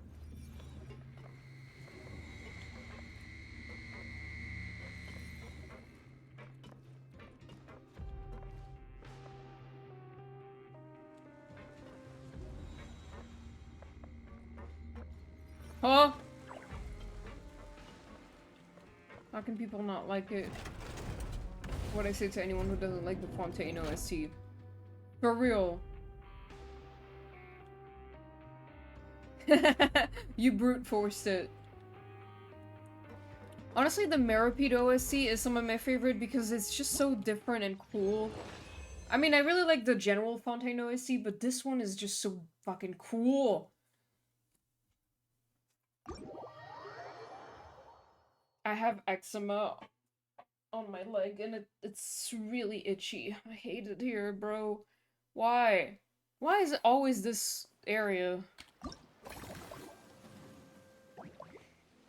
I don't have enough for fucking friendly encounters.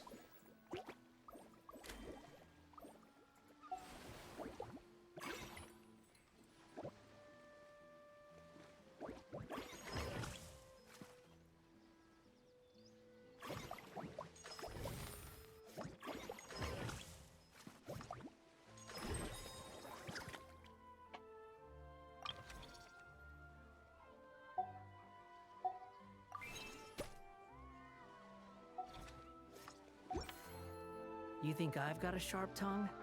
I just tell it like it is.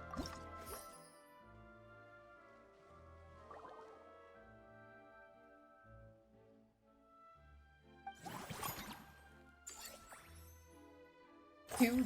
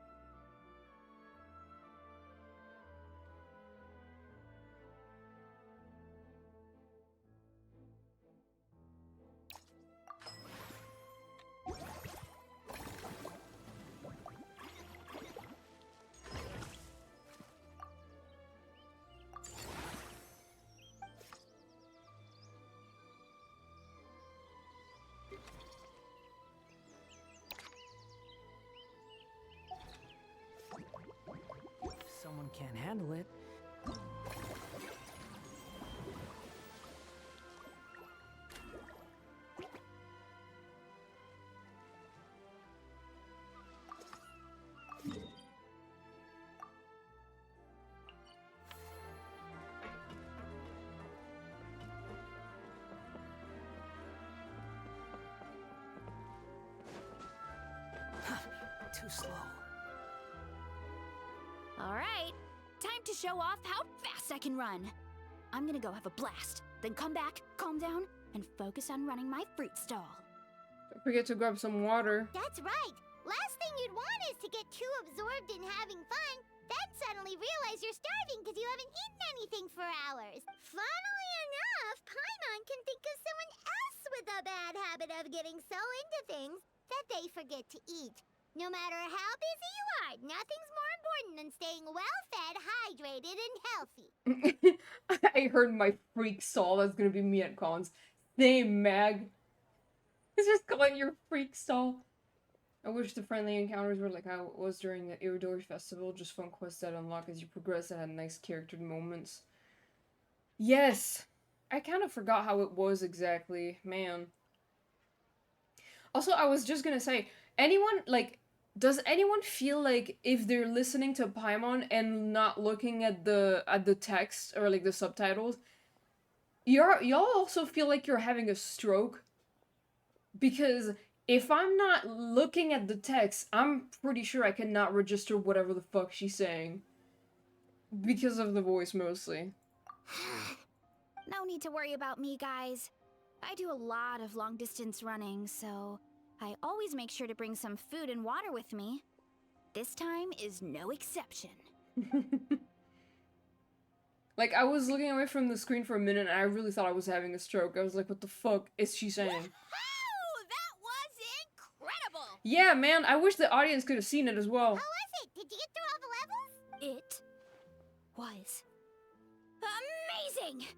Not only did I get a super high score, but I also checked up on every homage to the original films, and even recreated several iconic scenes starring comic book superheroes. I'm just used to it because I rarely look at the screen during voice quests. Oh, okay. I'll focus on doing business this time round, but if there's ever another event like this, please let me know as early as possible. I want in! It's a deal, superhero specialist Simo. Yep. You know what? We should let you design the levels! I'm sure all the fans will be thrilled! That would be great! Anyway, back to business. Time to focus on my fruit stall. I'm gonna make a name for my orchard in Fontaine. Hell yeah!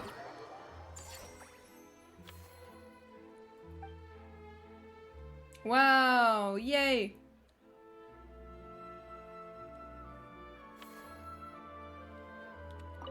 Seeing how happy everyone is here, I can't help smiling myself. Would you like some fruit? Feel free to take some. I do want some fruit.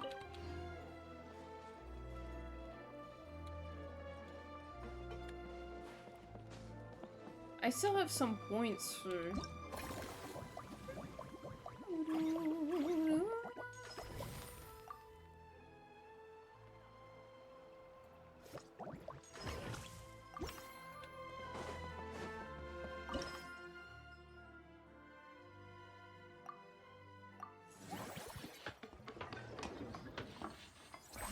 At this point, I tune Paimon out too. If anything, she reminds me of a wannabe Dora the Explorer. Can you find a tea? Yes, Paimon, I can read.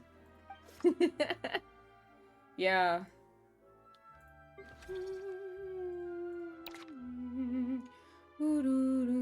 She's good.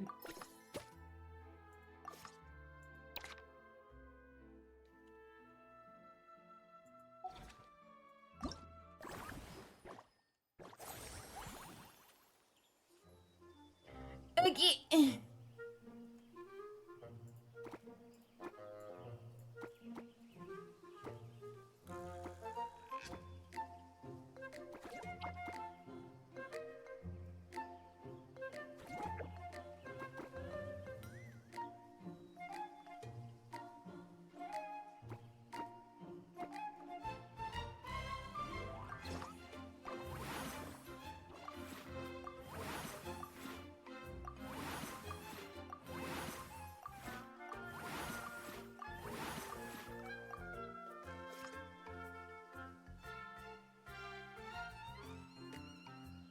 What in the goddamn?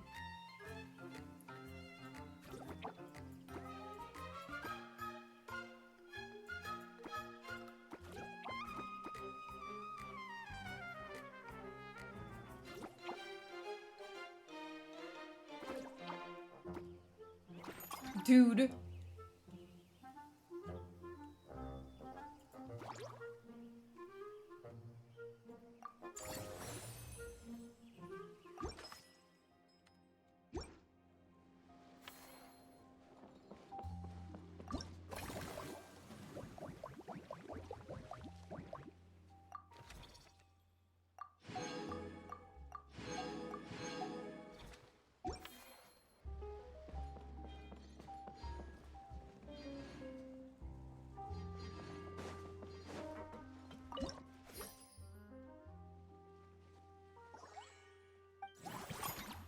Look how much fucking money I'm making. Dude, I'm a billionaire! No, not a billionaire.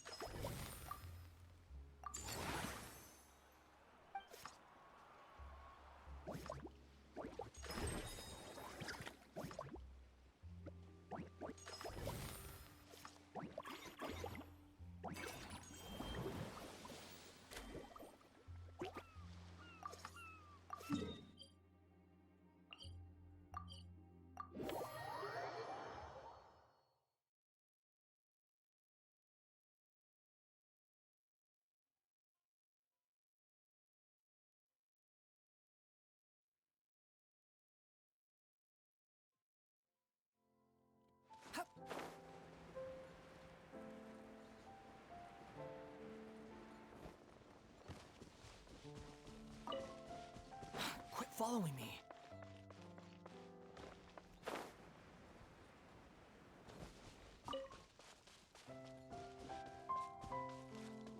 Lynette.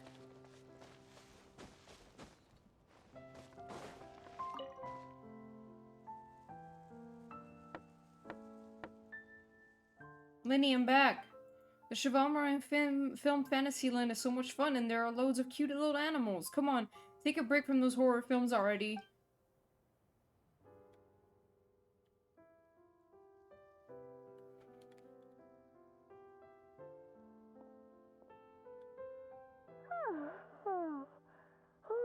Delighted to hear that you've been enjoying yourself, but I need to concentrate on this film for now.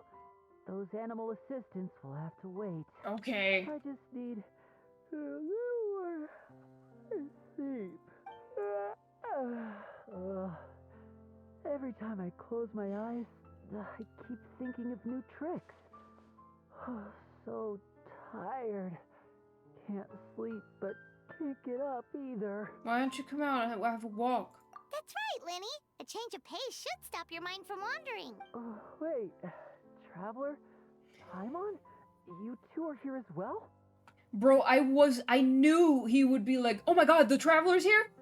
And like, immediately get up. I fucking knew it. They're the managers of the park, and I'm about to become a consultant for one of the attractions too. In that case, count me in.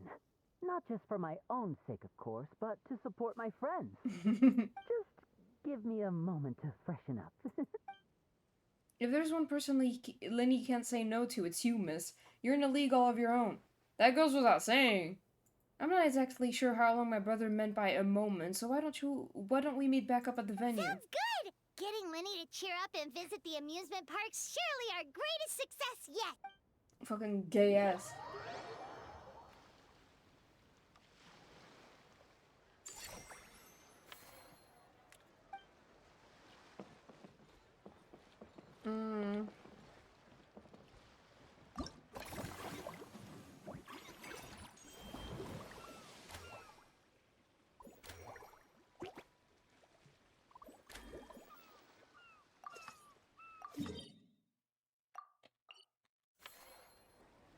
Sigeween. I feel like we haven't seen her in forever. Too slow. Where is she? Oh, hi. Hey there, Miss and Paimon. Hey, Sigeween! Welcome to the Cheval Moran Film Fantasyland! You sure have your finger on the pulse. Actually, both. Navia told me about the plans at the Beauty Association's last meetup, so I've been looking forward to it since. But it's become so popular now that everyone's talking about it, even down in the Fortress of Meripede. Many of our staff members are actually hoping to take time off to visit. Oh, your encouragement leaves Paimon feeling even more motivated than ever! What kind of films are you into, Sigeween? Oh, well, I guess I prefer animated films. You know, the lighthearted and fun type. For example, there's a group of creators who come up with these magical stories about cute little animals. I've watched every single last one of their films. Funnily enough, it just so happens that according to our new regulations, well-behaved inmates are now allowed to are now allowed to spend their credit coupons on watching films up to 3 times a week. What the fuck? I run the projector in my free time since we don't have a dedicated staff member yet. So I decided to show them films like My Neighbor Kokoro. Okay, that's cute. I also started showing them a famous series called Dom and Cherry. It's super long with hundreds of episodes, but it never gets old. It really never does, right? Like... She's making criminals watch Tom and Jerry. A bunch of hardened criminals watching films about cute little animals.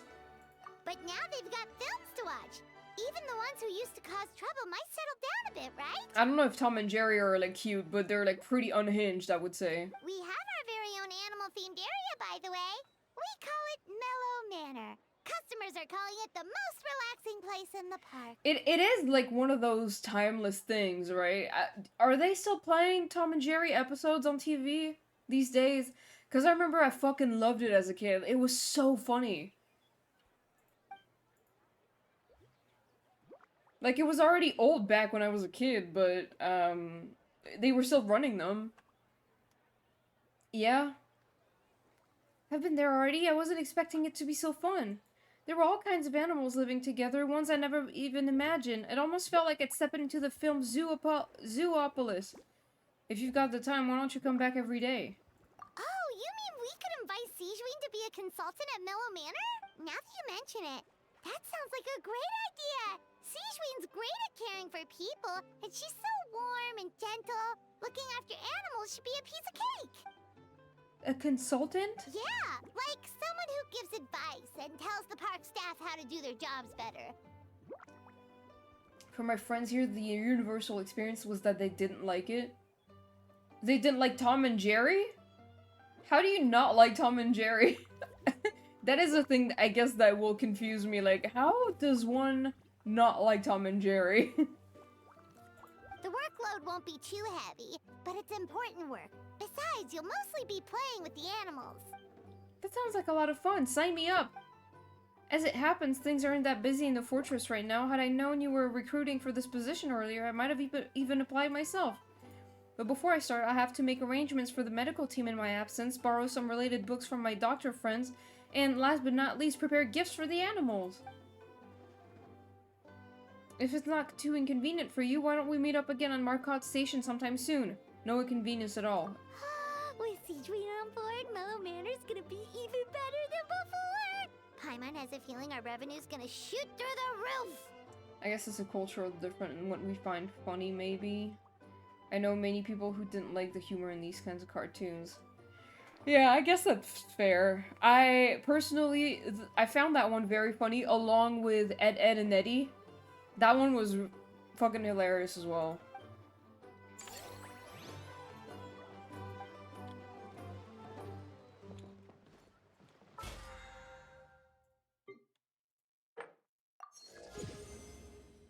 The ugliest animation. It is ugly, but it's funny though. I mean, the style is something else, but if you think about it, there's ugliest things today, I would say, than Ed, Ed, and Eddie. Like, there's things that are way lazier. Like, the art style was... Like, the characters looked ugly, but it was on purpose. Meanwhile, if you look at some modern cartoons, they try to, like... I don't know how to explain this, but they look boring. Like, way more boring than what Ed and Neddy looked like. And I think I like the fun aspect more of the animation. The stylistic choices make it disgusting to me. Really? I don't know, I liked it. I mean, I do prefer it to, like, the really basic shit that we see today. How much points do I have left? Not a lot.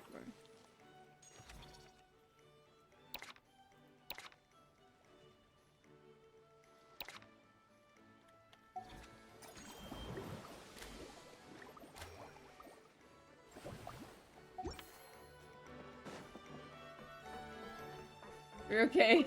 That's fair, Mag. Whoa, look at how much fucking money I'm making!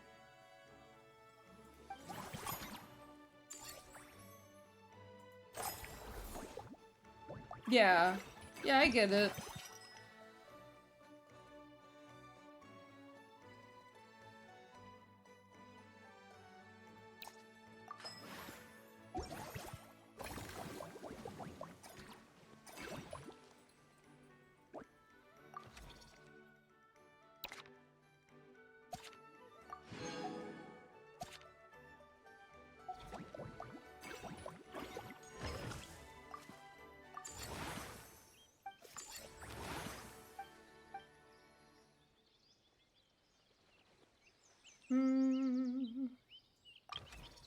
Oh, I can train them more? I guess. Why not?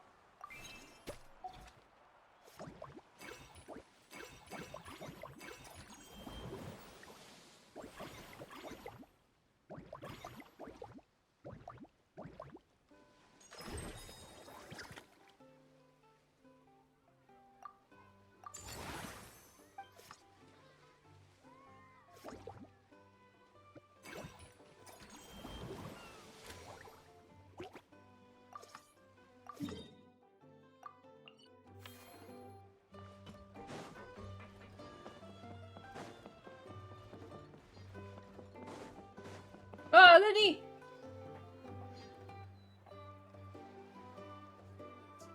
Thanks for inviting me to come down, you two. I must say, I feel like a new man after visiting the park and seeing all those adorable animals. Seems like Lynette has her eye on some great potential animal assistants, too. Premine often works with blubber beasts anyway, so I think they'd make a great fit. Look at these little guys! Father has spoken of how obedient and well-behaved squirrels are, so they're a great choice too. Oh, and did you see those weird mushrooms? Can we take home a few of those as well? That might not be possible. These fungi have been specially trained, you know? They're like the stunt actors of the elemental world. If you're after soft and squishy, there are other options, like, you know, wiggle eyebrows. Okay, then I'll wait for you to bring up a little kitty. Bring us a little Are you kitty. sure about that? Paimon's pretty sure we've never seen a cat anywhere near as big and as soft as a fungus.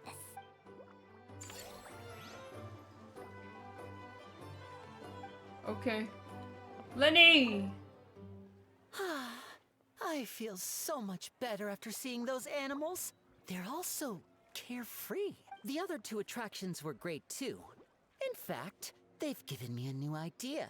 An interactive magic show with a moving stage. We'll start working on it as soon as we've finished filming. Okay, ADHD King.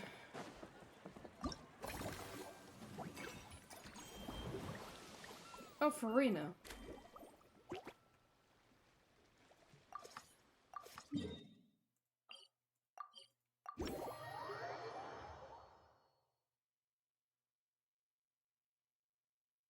I'm not gonna have time to do the whole thing today, dude.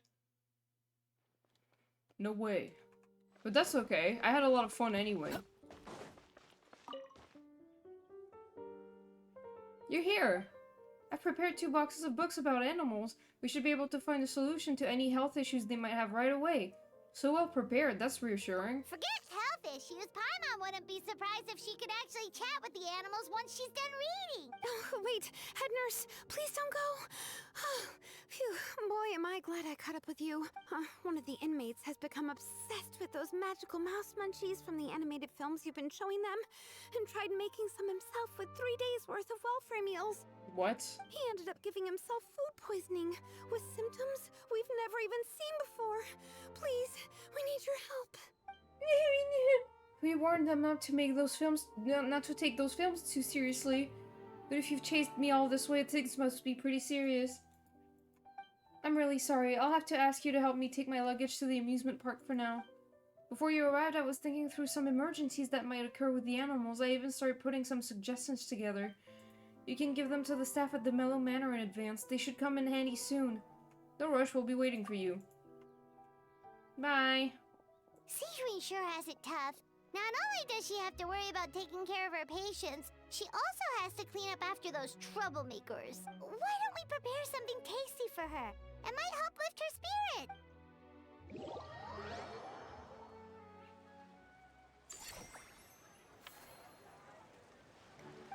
Okay.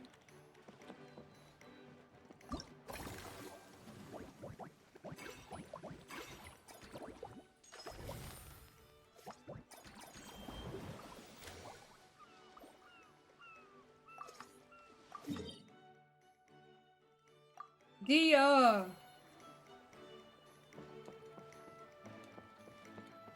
It's been so long. Hey, Miss Paimon. What a coincidence running into you guys here. Dia? Paimon didn't expect to see you here either! Here to see the sights, or are you on the job? As it turns out, both. A while back, myself and some other members of the Blazing Beast were invited over to star in an adventure film here in Fontaine. The film was pretty well received, so as soon as the director heard about this event, we were invited here as guests. To satisfy the audience, the director took pains to recreate sets from the film. Guess that's not scenery most Fontainians see every day, huh? Did you appear in the film, Dia? Me? Unfortunately, I got a little too into one of the action scenes, accidentally wrecked half the set, and got the boot. I ended up just doing odd jobs instead. Wait, aren't fight scenes supposed to be as realistic as possible? Surely the more punches that land, the better. Well, the production team didn't have much of a budget, so if they'd shot a few more takes and the set collapsed again, they would have gone bust. Plus, even the toughest fighter we had in the crew, Uncle Scimitar, couldn't last more than a few moves against me. And what was his role in the film? Actually, no, he was playing one of the key villains and was supposed to perform a grand sword dance in front of the protagonist. If things had gone how they were meant to, it would have been an amazing fight scene. But the lead actor, exhausted from working all day, was so hungry and in a rush to wrap the scene that he improvised and pretended to shoot him with a gun instead. After thinking it over, the director decided to keep the scene, and to our surprise, the audience loved it. It even turned Uncle Scimitar into a bit of a star. Thought I'd seen this guy somewhere before. In a little while, he's gonna be very busy signing autographs for fans, something I should really be helping out with, actually. But now that I've run into you guys, how about this? I go give them a heads up and get them to cover for me, and then we go out for a drink or two? You sure that's okay? Hey, we're old friends, so why not? Running into you and Paimon here in a foreign land is the best surprise I've had today. I heard about a bar called the Rusty Rudder along the coast to the southeast. I'll see you there. Bouquet. Bouquet.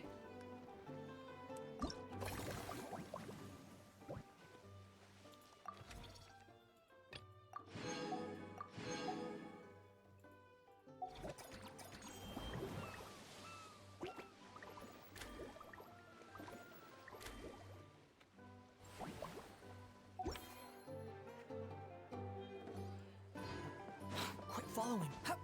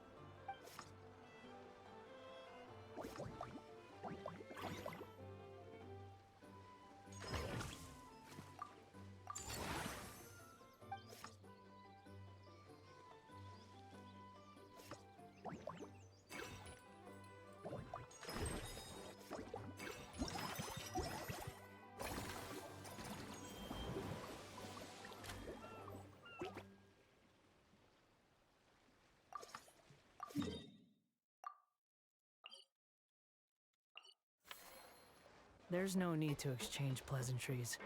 It's... I'm gonna have to stop after this. It's late. Problem solved at last. Sorry about that, Miss Paimon. The patient's condition was a bit tricky, so it took a while to deal with. You must be exhausted here. Have a drink. And here's a special snack, too. Hope it gets your strength back up. Oh, wow, thank you. To be honest, though, things like this don't really tire me out. It's more that I just can't wrap my head around it. At the start of every children's film, they clearly state, all events and products in this film are purely fictional. Please do not try to imitate them. And yet, fully grown adults end up doing just that, dumbasses. Is it because they aren't paying any attention when they're watching? Or is it some rebellious mentality? Whatever you tell me not to do, I'll do it just to prove you wrong type of thing? Not much we can do if they don't read the warnings at all. Maybe this is starting to get a bit too deep. If I get a chance, I'll speak to His Grace and Monsieur Novulet to see if we can find a way to... think of a way to prevent such issues. I forgot they called Risley His Grace. That's what they call him, right? That's so weird. For now, let's focus on Mellow Manor instead. I might be late, but I'm here now.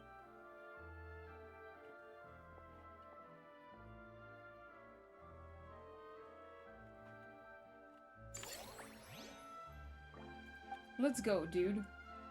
Hey, Navia, what do you think? How... Our popularity is steadily rising, and our attractions just keep getting better. What do you mean weird? He's the Duke of Meripede and all. I don't know, I thought Your Grace was, like, reserved for... Maybe I'm wrong. I thought Your Grace was reserved for something not a duke. I don't know, I guess. I love the whole feel of the place. It's so fun. We should host more events like this in the future. Like, I think, maybe I was wrong, but I thought Your Grace was for, like, religious figures. I really thought so.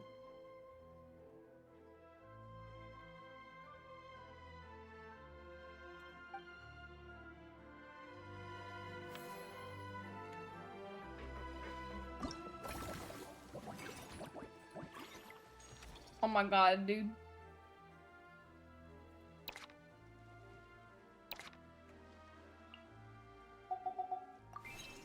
I guess I can just spend money. I don't know.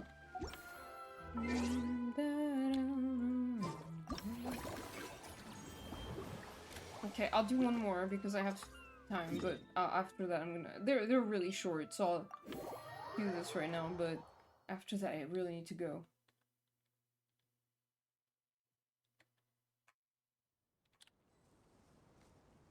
I'm not gonna be able to finish this, this event on stream, because, like, I'm probably gonna continue it off stream.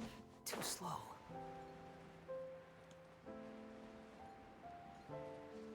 Because it ends in a few days. It's not used strictly on religious figures, it's something you can use on anyone of high power.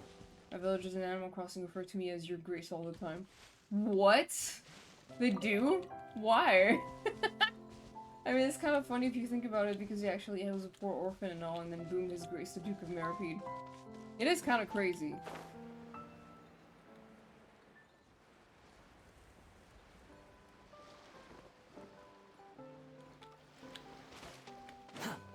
Okay, I thought so, but yeah.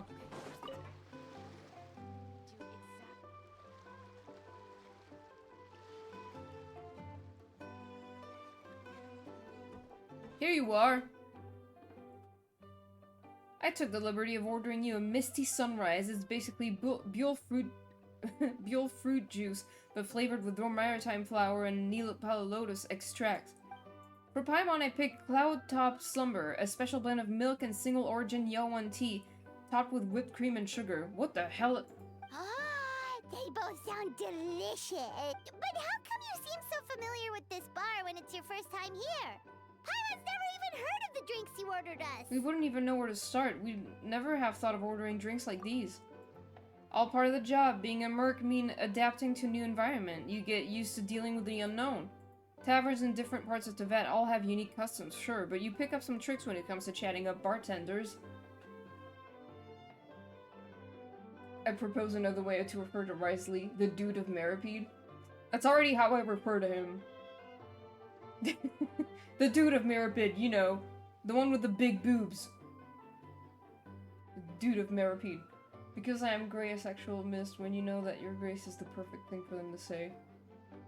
Oh. Okay, that's fair. The dude. Honestly, having a stable job might bring you a sense of structure and security, but it sure gets boring over time.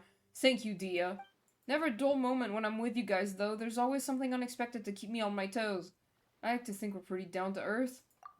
Anything exciting lately? I'm all ears. Where do we begin? Literally everything that's happened has been pretty incredible, if you think about it. Funny how he always mentions boobs when he has the biggest ass in the game. Does he? I need to check.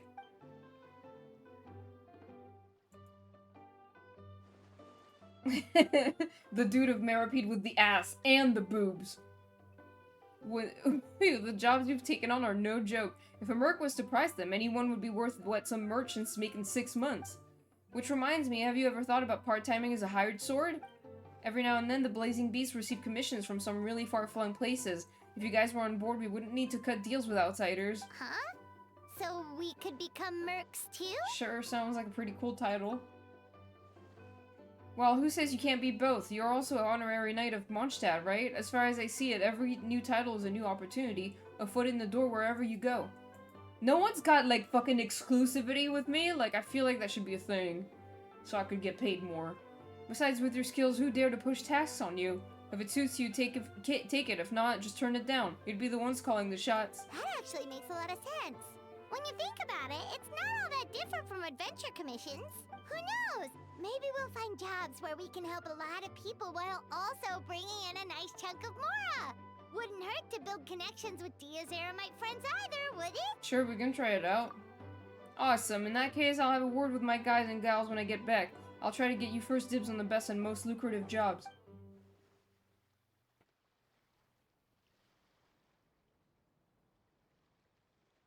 You wanted someone to film The Traveler? Huh? What? No, I mean, like, I should get, like, some kind of exclusivity contract with one of these, like, entities. Like, you know, I'm an honorary knight in Mondstadt. I can be a merc. I'm like the hero of Natlan. I'm like a ton of shit, and I'm just like, if I had exclusivity, I would get paid more. You know what I mean? I don't know, I'm just joking.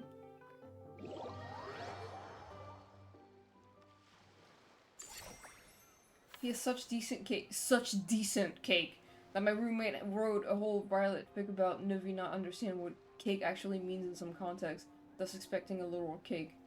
Oh my god! Let me check something.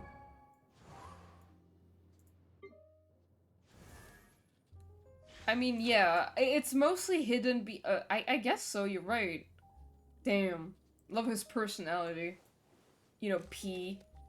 Personality. Anyway.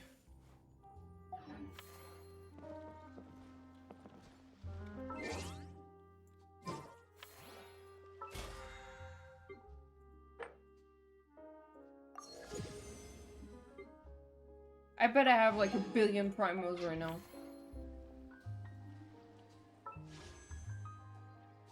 Yeah. Oh wait, it's only like 700. Damn. You think I've got a sharp tongue? I just tell it like it is.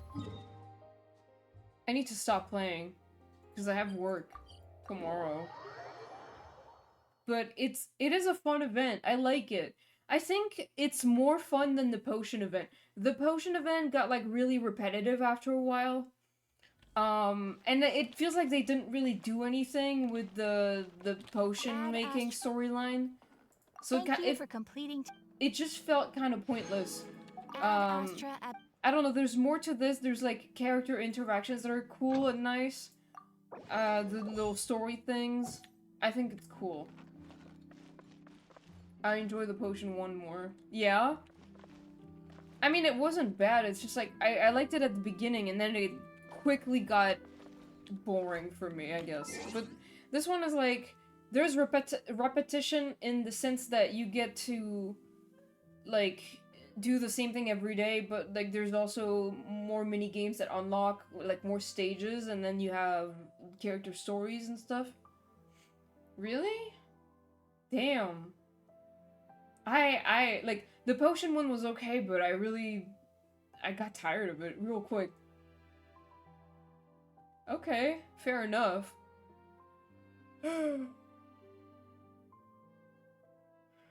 Ah, okay. I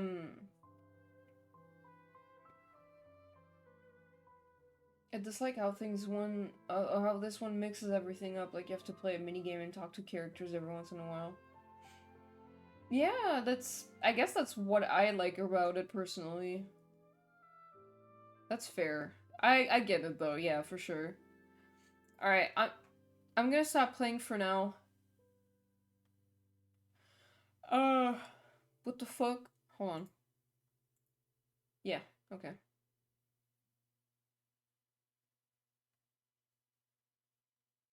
Just how it happened at Inazuma Festival. Yeah, fair enough, for sure. I like that as well. Alright, I gotta go sleep. Thank you so much for watching me do all this, guys. It was fun as hell. What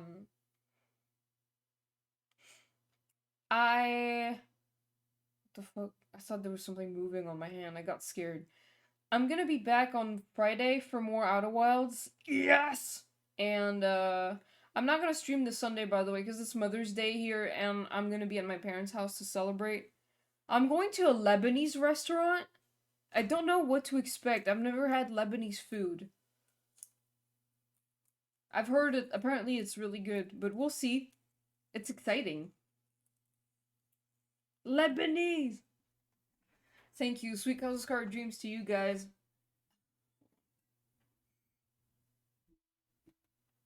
Insert an obvious joke. Yeah. Well, the Lebanese restaurant is actually mostly for my brother's birthday.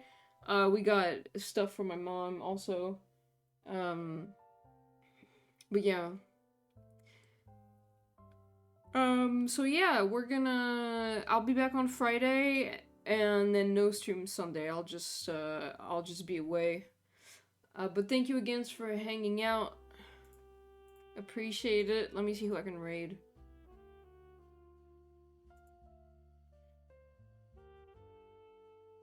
Okay, there's a bunch of people.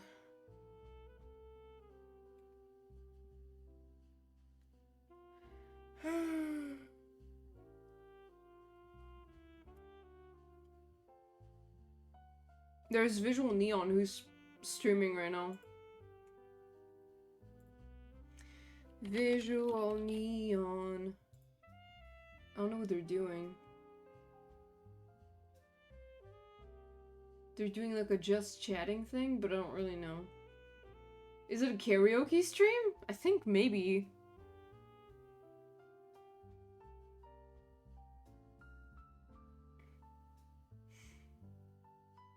Alright. I'll see you guys on Friday for more games. And I love you guys. I'll see you later. Bye.